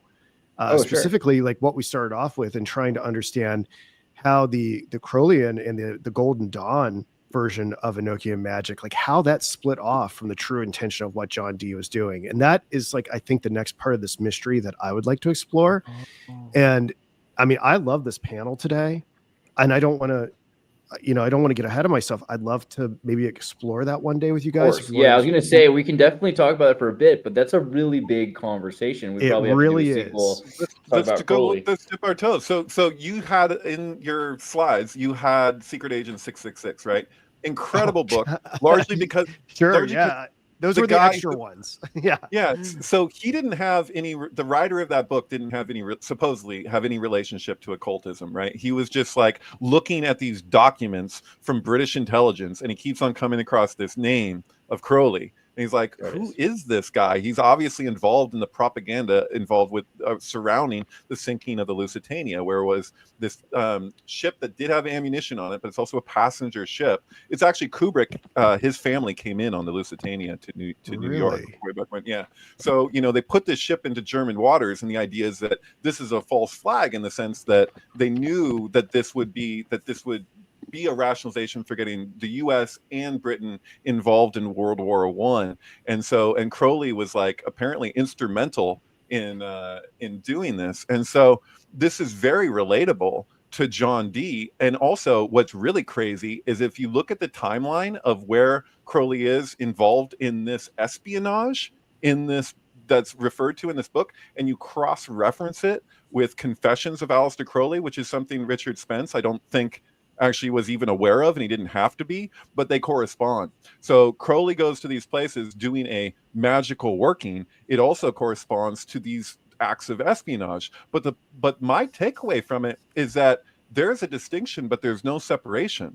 Like it really looks as though there's both things are equally valid in terms of how Crowley's actually personally relating to it. Like, it's not like, oh, really it's about espionage. No, really it's about magic. It's like, no, it's actually, these are one and the same, Well, help me understand this. Okay. So I don't quite understand how we could have John Dee, who was praying to Jesus in the Trinity before he was doing the rituals with Kelly in order to invoke the angels, and how that can evolve into this wicked beast figure that is Aleister Crowley, who is attempting to really invert anything that he can. Like, there seems to be Crowley's not a Satanist, just to be clear. And Trinitarian Christianity is far closer to Satanism than Crowley ever approached, right? The and sacrifice of the shepherd for your immortality. It's not, the Nicene Creed Christians are going to be really upset when they hear that, but you'd be better off with Mormonism if you're trying to get close to like the original worship of Elohim. Right. And look at what Crowley was raised with. That form of Christianity. He's just like, these people are insane, and evil. These people are evil. That was really Crowley's evil. Point. Sure. With the Baptists, what were they called? They were just the Pilgrims or something like that. Something. Yeah. There's some kind of pilgrim plantation or something like that. People getting into the kingdom of God, like everyone else is damned. Very much like what you're saying, Anna, with left behind, right? Bringing that up, like, but they're more than just the 44. That, like, they're like, it's just us. Like, everyone else is screwed. Like, and like that's what he was raised around, So it's just like he's reacting against that. Plymouth Brethren, organized religion. Yes, Plymouth Brethren. That's who it was. I'm sorry. Yeah, and they nearly killed him as a kid, right? Because they forced him to live a life that was actually he lacked nutrition and he was dying. So they sent him to live with his uncle, and they said, you know what, he's going to die soon anyway. Like, give him a drink and get him a prostitute. And eventually they fed him meat and pie and pudding, and eventually he got healthier again. And he realized, wait, so all the things that you were telling me I had to do to live forever were killing me, and all the things I was told to never do because they were evil were the thing that saved my life and are good for me. And this is the emergence of the inversion. He was aware that he was living in a world that was already inverted and evil. It's like 1999 with Marilyn Manson, right? Like, who's really evil? Like, it's really convoluted and confusing. Well, speaking of, I didn't mean to use such charged terminology, but no, I'm glad you did. I mean. Yeah, but it's confusing to me. Do you think Dee would have endorsed how Crowley and the Golden Dawn were using his research? Two different. It's like looking at Led Zeppelin and their interest in Crowley and what was normalized at their point of existence versus what was even beginning to be normalized in Crowley. He would have been completely shocked by what Crowley was doing, but he would have been much more interested in what the Hermetic Order of the Golden Dawn were doing, which was the gateway to Crowley, right? Because he was saying, hey, we need to look at these sorts of rituals that had existed for a long time, rituals that were being practiced all over the world by Rosicrucians and Hermetics, but also by, cults or spiritual Christians, pre-Nicene Christians, Valentinians, Donatists, there's all sorts of Gnostic groups that were practicing these ideas as well in order to channel medium work with the spirits of the divine council, and something that was done by the Jews themselves before the Deuteronomists, right? The Deuteronomists were the ones who said, we're not going to talk about the divine council. We're not going to mention the Elohim anymore. We're going to just call God this singularity and this royal we. Something that I've noticed recently by talking to a lot of Christians is when you show them the Bible, their own Bible, pick a Bible, any Bible, your own Bible. I'm aware. They'll never be very happy with it, and they're constantly like, "Oh, well, that's God was just kidding." You like show them Psalms 80. They're like, "Well, God was, clearly he didn't know what he was saying. God was drunk. Jesus was drunk that day. He was just messing around." It's like no one will take seriously their own Bible because they have so much cognitive dissonance they can't accept that God is a personifiable homeo. Okay, sorry. Can I plug a channel? And I'd be curious if we get together again. It's not the most in-depth esoteric stuff ever. By the way, I should have to say, in my preparation for putting all of this together, I heavily relied on Esoterica YouTube channel with Justin Sledge or whatever. He is so fantastic and so well researched. It really gives me something to aspire to. I don't know if you guys have ever had him on your channel. You should. Not yet. Actually, we should reach out to him though. I do like him. He's cool. But there's a hidden, this guy's great. There's a hidden like YouTube channel that's like, it's like an evangelical conspiracy guy. Dark web YouTube? No, it's not. It's not like that. It's called The Coherent Worldview, where this guy is connecting together Enochian magic, Aleister Crowley, and 9/11. And I think it's pretty compelling. And is this it right here? It's very small. I every couple of years I go back to this channel just to kind of get a different perspective. And I think this guy got a lot of things right, but I'd be curious if any of you have ever interacted with it. Cool. Not yet, but I'll definitely check it out. 78 subscribers. Yeah, and like I'm gonna push this harder, guys. Everyone, why don't you go give him a push so he like feels like coming on our show? I'm sure if we reach out, we could probably get him. I'd say the last video was 6 years ago. Yeah, I mean, I think he did his research. He dropped that and walked away. I think he's a deeply evangelical man who was frustrated that there wasn't someone handling the Crowleyan material from a Christian perspective. So he made, I don't know, 25 or 30 videos. And interesting. I think, and so what, and David, it seems like you have a deep working knowledge of Crowley. If this guy is right, I mean, and it implicates Crowleyan forces in 9/11, like, that kind of changes the tenor of this conversation. Oh, for sure. Yeah, like I was realizing, I'm like, wow, we've been talking about the Golden Bough this whole time, and it's how applicable it is to today. And it's like 9/11 is like right in there. Like it's like, wow, we've just been circling around kind of the mega ritual that like talk about like the king kill ritual. That's one thing, but like 9/11 is actually so connected. Like I feel like we've been going through this thing where it's like we have these events that occur that are totally have these anthropological like roots in them of like heavy duty reflection, and that like the thing will happen. Like JFK was assassinated, or even RFK, which I think we just had the anniversary of that. But June 6th, yeah. And there's like an interval that goes by before the next massive psyop, right? That's more than a psyop. Like it's where's the coin, by the way? And like we have this opportunity. Right. I know where you're going with this. Yeah. Because also the Jupiter symbol in the center here with 21. There's something to be said about that. I want to get to that in a second, but just if you remember what year is that coin? Yeah, the two pillars of the temple, right? And like all the symbolism with Tisha B'Av and all of that. You can, I don't know. Yeah, the Tisha B'Av stuff is wild. Yeah. The Solomon building, wild. Oh, total, all of it. Yeah. Oh, you're gonna find the one. I'll look for it. You keep going. Yeah, no, I was saying like it's like we have these opportunities where there's like this interval following the thing where like collectively like people should be like the what I was relating like revelation to or apocalypse to like unveil or reveal. And it's like we have these opportunities where it's like something is so in our face in such plain sight where there's a sheath of conspiracy that below that you have a higher order that's being, it's a ritual. Like the nature of ritual is such that it's like the klippo, it's a shell around this deeper happening, right? And it's almost like a way that the powers that be will like subvert either consciously or unconsciously. It almost doesn't matter, like around this event that's happening with consciousness. And so like the Zohar describes this with 9/11 when it gives the exact date and all of that for this event that occurs, that there's two events actually. There's like the deeper event that's inevitable, like it's what's happening, and then there's the predictable, which is what what people will do that are greedy and have this kind of arrogance that they're going to take what they can of this eon before it's gone. So they're just trying to like basically suckle on what they can of the Shefa before we reach a new cycle, so it's like with every age there's a new law, so to speak. It's like, so you have the law of Moses, like we were talking about, and what Crowley was looking at was like, oh, there's a scroll relating to, yeah, dude, what the hell.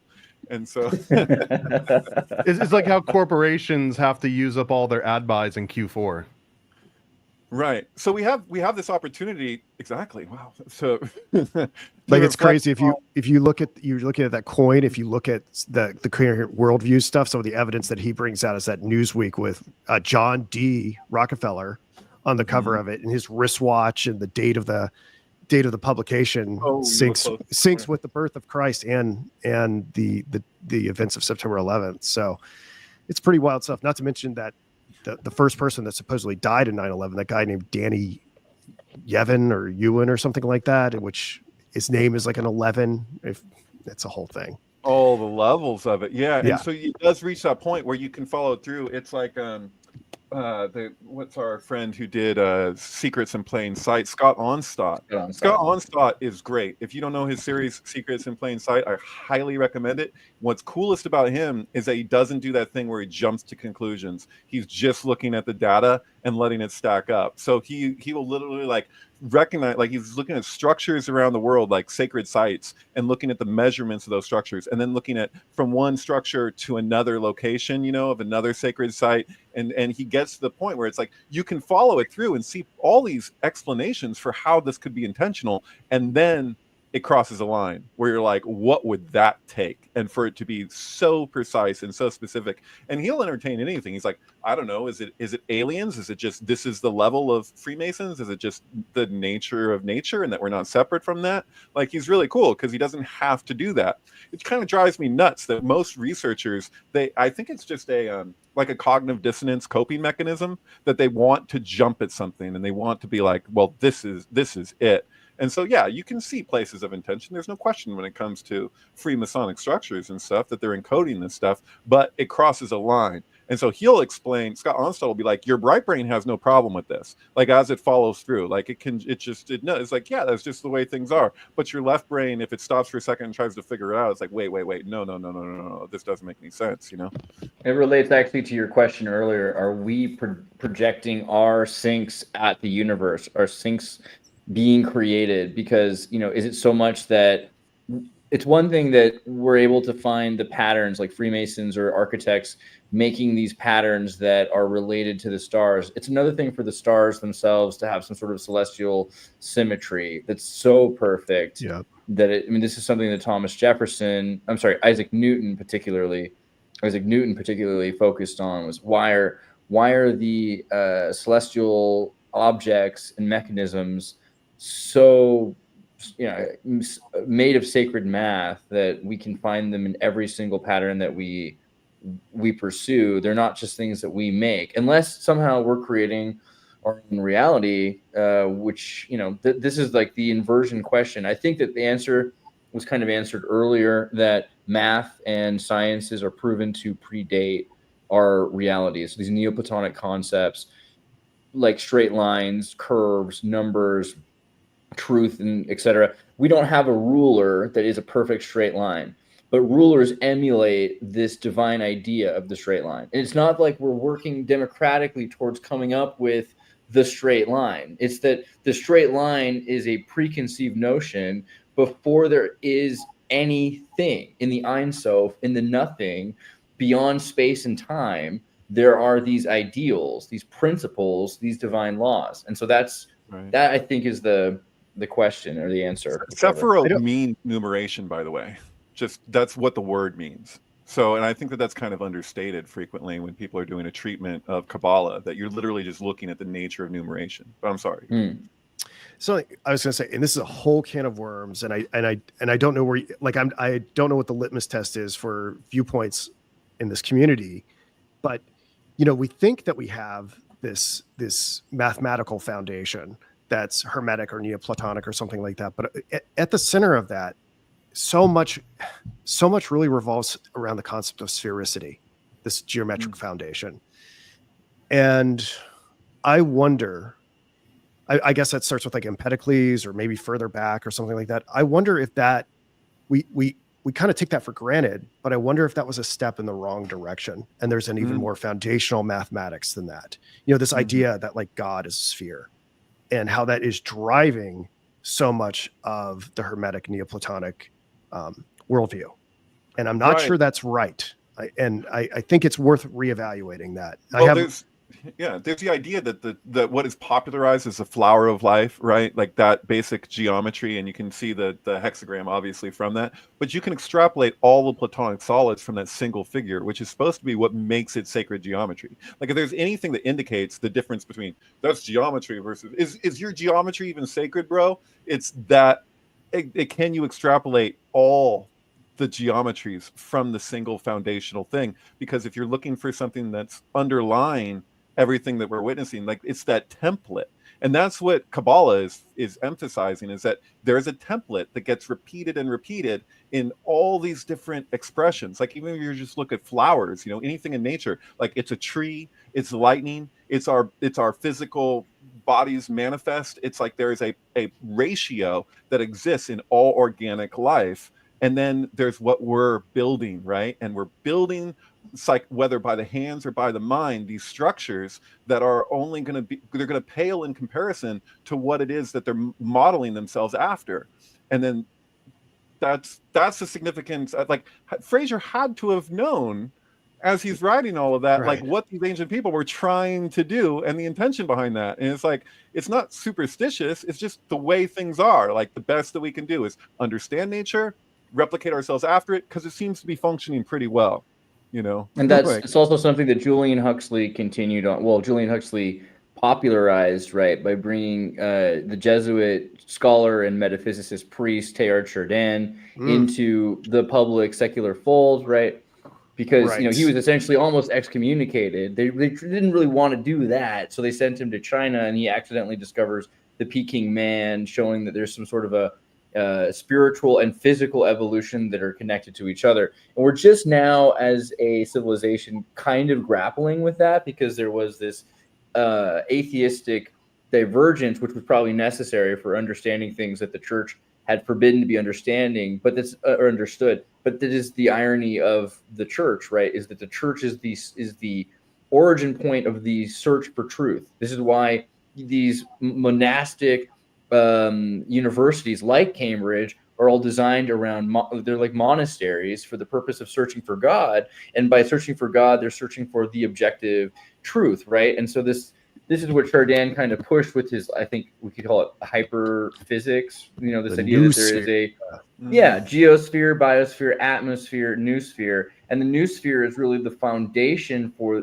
the other three, which are the trinity of matter, right? So the space and time. So if you have radiation from a star, which is pushing the changes of symmetry of any sort of monadical particles, there's something that is reaching an omega point, like we talked about earlier with that horizon event of singularity.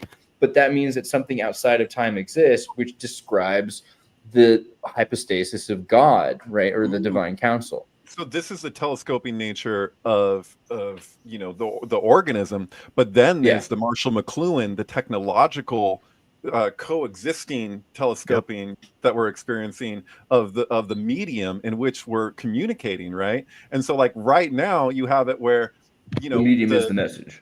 That you had that the television replaced the radio, and then now we have the internet replaces the television, and people are still looking at their glowing tubes, like looking at that to provide what it used to. And now we're at the level where we're literally communicating through this other glowing mechanism that's actually superseding, it's already surpassed completely the significance of what television has been. And yet people, they coexist, right? So people are still looking to the thing that medium. You can shout at your TV all day long, you're not going to get anywhere. I can shout into Twitter. I might have a journalist who has some kind of influence responding back or whatever, you know what I mean? A scientist, whatever. It's like that interplay, like it's all about communication, and it's all about accessibility, and it's all about like the idea of what Terence McKenna spoke to of like that to like his significance of 2012 was that this idea of like novelty, that you could express an idea and have it shared across the globe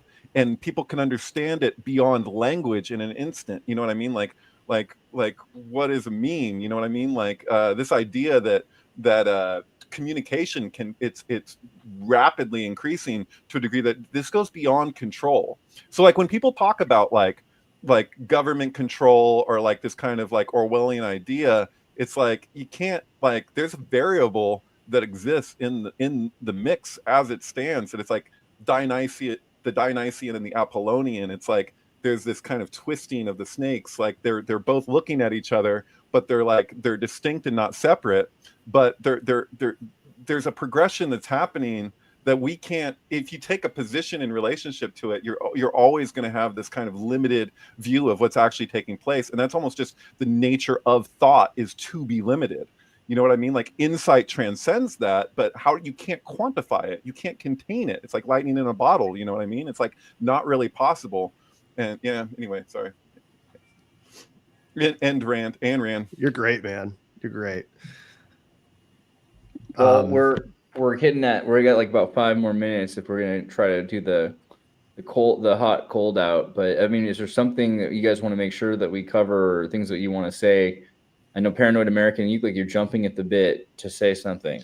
I want, by the way, I want to hear more about your comic if you care to talk about that. I find that super interesting, and maybe I could even have you on my channel to talk about it sometime. Sure. Yeah, we would love that. I mean, this is mainly has been my way of trying to understand what David is talking about all the time, and I'm still grasping it. But my way is to, if I can put it in comic form, it's my way of teaching, and the best way to learn is to teach. So that's kind of the way So that true. We've come up with this Golden Bough comic, and it's all being illustrated in context of Stanley Kubrick films. So we're attempting to show why Kubrick thought the Golden Bough was so important, and how the messages from the Golden Bough exhibit themselves through all of his different movies and characters. And then there's just a whole bunch of like lessons directly from David in there. Can you share some of your favorite examples?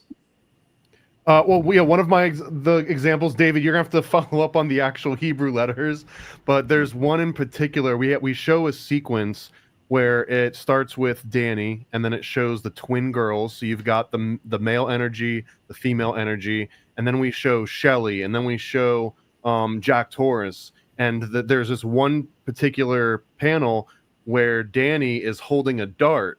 And this dart, though, it represents what's the letter, David?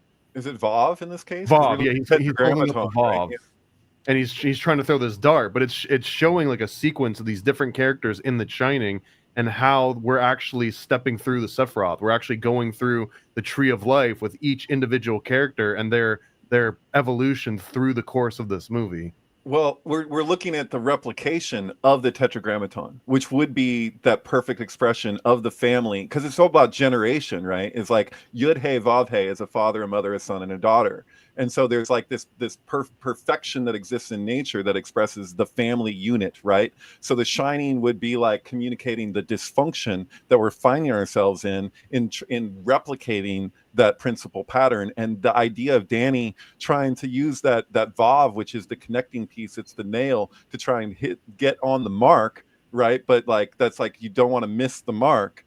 And like with your estimation of trying to approximate this, I guess that's redundant, but like trying to approximate this perfection, and you're only going to get so close, and then we have to deal with the dysfunction of how close we can get. The further we deviate, the further we miss the mark, the more we have to endure the consequences of that. And then we have to rely on our elite power structures to just like hope they're going to act with integrity and align themselves with these natural processes. But we're stuck with and that brings us kind of back to the 666-216 in pi, right? Because the monster is the Vav Vav Vav, which is www.anything.com that we're living inside of. Exactly. So if I can ask a follow-up question, is it your contention that Kubrick was a Kabbalist and intentionally weaving this into the films? Oh, he absolutely was. When do you think when do you think he had time to go that deep into the Kabbalah? I'm not saying he didn't. I'm just You know, he was also really good at synthesizers. He loved synthesizers. He had a lot of weird time to do a lot of weird stuff. If you actually look at his treatment, so he had people working for him in his conception of AI. And so at Elephant and Castle in London, there's like a lockdown like facility where you can go and like you go to a computer and they'll like give you they'll bring out any box for you. And and including his unfinished products, which includes Aryan papers and all these different things. But if you look at the ones on AI, you can see in Kubrick's own handwriting him responding to somebody where he's qualifying what he's going for with his film, and he's referencing Kabbalah all over the place, including like when you write Amet on the forehead of the golem, and then you remove the Aleph and truth becomes death and all of that. Like he was super hip to all of that. And so like it's crazy to me because like I had speculated on that for years, even with my friend Patrick Svek on our old podcast Always Record. We'd be like, I think that what he's communicating with shutting down Hal is the same thing where you've created a golem and now you have to shut down the golem because it's the extent of what it's going to serve for you until it becomes problematic.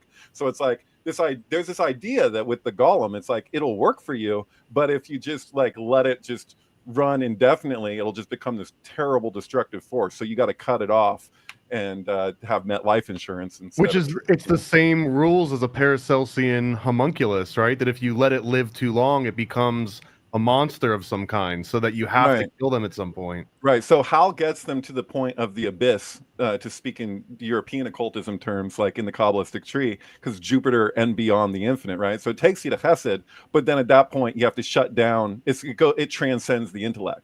So the intellect will take you so far, and in this case, he's saying he's transcribing the same thing that we would treat in like an internal like a spiritual process, and saying that all of humanity has to experience it, and the external expression of that is AI. So like AI will bring us to this point, but there's going to become a point where AI just becomes destructive and we have to shut it down so we can move forward, and then the organism will take care of itself. This is actually referenced in the film Melancholia, where there's an alchemical saying that we would see as sexist today, but it has symbolic meaning, where it says like the rest is child's play and women's work. So you know that like at a certain point, and what that speaks to is that the rest is gravity, and its nature carries you over the rest of the way. Like now it's reached a certain momentum, and that momentum takes over. You see this in the Yoga Sutras of Patanjali also, where the samadhis require all this work to a point, but when Viveka Kyakti, which discriminative intellect, when it becomes like automated, when you've practiced so much and so intently that nature takes over. And like you can actually there's no turning back now. You don't have a choice. So like that's David Bowman gets to this point, and then it's like after Jupiter, it's like, dude, it's the ritual's as good as done, technically. Is there anyone that you recommend that we should read to understand this more deeply? Like as far as the Kabbalistic overture? Yeah. So I actually saw two. This is funny. I just found out last night that they've closed the Jewish Museum in San Francisco. They give their own reasons, but I think I know why, because of certain things that are happening right now. But I saw that there was a Kubrick exhibit there, and I saw two different days. I drove up to San Francisco with my friend, and we saw two different talks from rabbis on like basically proving Kubrick's interest in Kabbalah. Like he was never bar mitzvahed, and he married a German lady who you can see at the end of Paths of Glory, But like his interest in Kabbalah is throughout his works. Like it's ridiculous. Like even like Paths of Glory being called Paths of Glory, like even there's places where you can kind of like project it and consider things, but there's also on record places where he discussed Kabbalah that is more in the archives. Well, if you can, I'd love to see anything that you could send me. I'm deeply interested in this. So when I did multiple days in the archives at Elephant and Castle, and they wouldn't, unless if you're like a student there with a professor and you have a specific reason why you want it, they won't let you take any photographs. They search you. They like pat you down. Right. You're only allowed to use a pencil. You can't even use a pen. They're like, you can have a notebook and a pencil. They wouldn't let you make copies unless you could make the argument why. So the best I was able to do is I wrote down certain things in pencil that I was looking at. There's quotes from him that I found in there that are like, he's like, I can't. He was responding to why he wouldn't do an interview about his Napoleon film. And like his explanation for it was that I can't be 10% honest about my views of history, and this includes how things developed in my own career. So Kubrick literally said, I can't be 10% honest about how I got to where I am in my career. Like, that's crazy. But, you know, I believe him. You know, we need to send you back there with some of those glasses that have like the camera built into them. Yeah, they'd probably notice somehow. But yeah, no, these days. Yeah. But okay, well, I want to really quickly do a little bit of showing people where they can get your material. Everyone should make sure that they follow Noetic Series, Dr. Luke Johnson's page here. So make sure that you're following him, and also Ann and Nicole Wordsmith. We're super glad you were here. I know that I kind of dragged you in at the last second, and you could have just stayed in the pool, but it was really nice to have you. And everyone should definitely follow you. And we're definitely gonna do another show soon where you can do more decrypts. You might not have felt like you did a lot, but I felt like everything you said was super valuable and things enlightening and illuminating. That's what you are, illuminating. And then David, make sure MK Ultrasound 723 is one of the pages you follow. That way you can follow all of his sync work. Right here, you can click on media and you can find a number of... It's actually highlights. I'm sorry, I did that wrong again. Highlights is where you can find the films. Mitchell's and the Machines, is that the one you put up recently? I love this one. This is one of my favorite sync films. If you have a family, this is a sync film for kids. It's true. Right? Yeah. You can get away with that one. It's pretty good. And so, yeah, make sure you follow him. Then Paranoid American, we took you to paranoidamerican.com where you can find his comic books and his trading cards. And you might even get a Synctank card if you get the trading card set. You might also get yourself Timothy McVeigh, Rick Ron. I mean, there's a really good set here. Some of the best things have ever been made. I love the Bill Hicks one. Yeah, there's a Bill Hicks and there's an Alex Jones card because you have to have both. You can't just have one. Are they the same card? No, they're not the same card. They're both baseball cards. If you put them over each other with transparency, you'll see that they're. It's like a Francis Bacon, William Shakespeare kind of thing. Oh, now you've said too much. No, I'm just kidding. But yeah, make sure you follow Paranoid America, which is Paranoid American's X page as well. Is there anything anybody would like to say before we go? Any feelings you might have had? And Nicole Wordsmith also. I know she didn't speak very much. I'd like to ask you: is there something that you came away from thinking about that you want to pursue or think about this week because of this?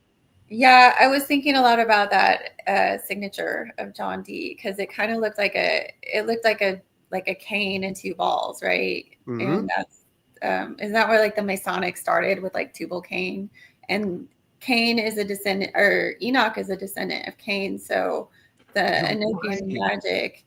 It looks like the Facebook logo where you have the. I can't believe you said. I was just typing it in. I just wanted to pull it up right here because you said that. The comparison, yeah. You know the Facebook, the Facebook logo's original Masonic Lodge. Yeah, that's pretty funny. Yeah. Oh my God! It's a great point. It kind of looks like John Nikki Lennon's, tracing it back to Enoch. That's great. Signature. Every day. And then Luke, anything you wanted to say before I close out? No, I'm just incredibly thankful to have this opportunity. I had a fantastic time. It's so wonderful. I cannot tell you. I mean, I think everybody on this panel understands what a lonely road the pursuit of truth and researching all these things are. And it felt very fulfilling to be a part of today. Excellent. We'll definitely do it again soon. Thank you all for being here, and we'll see you next week. Peace out.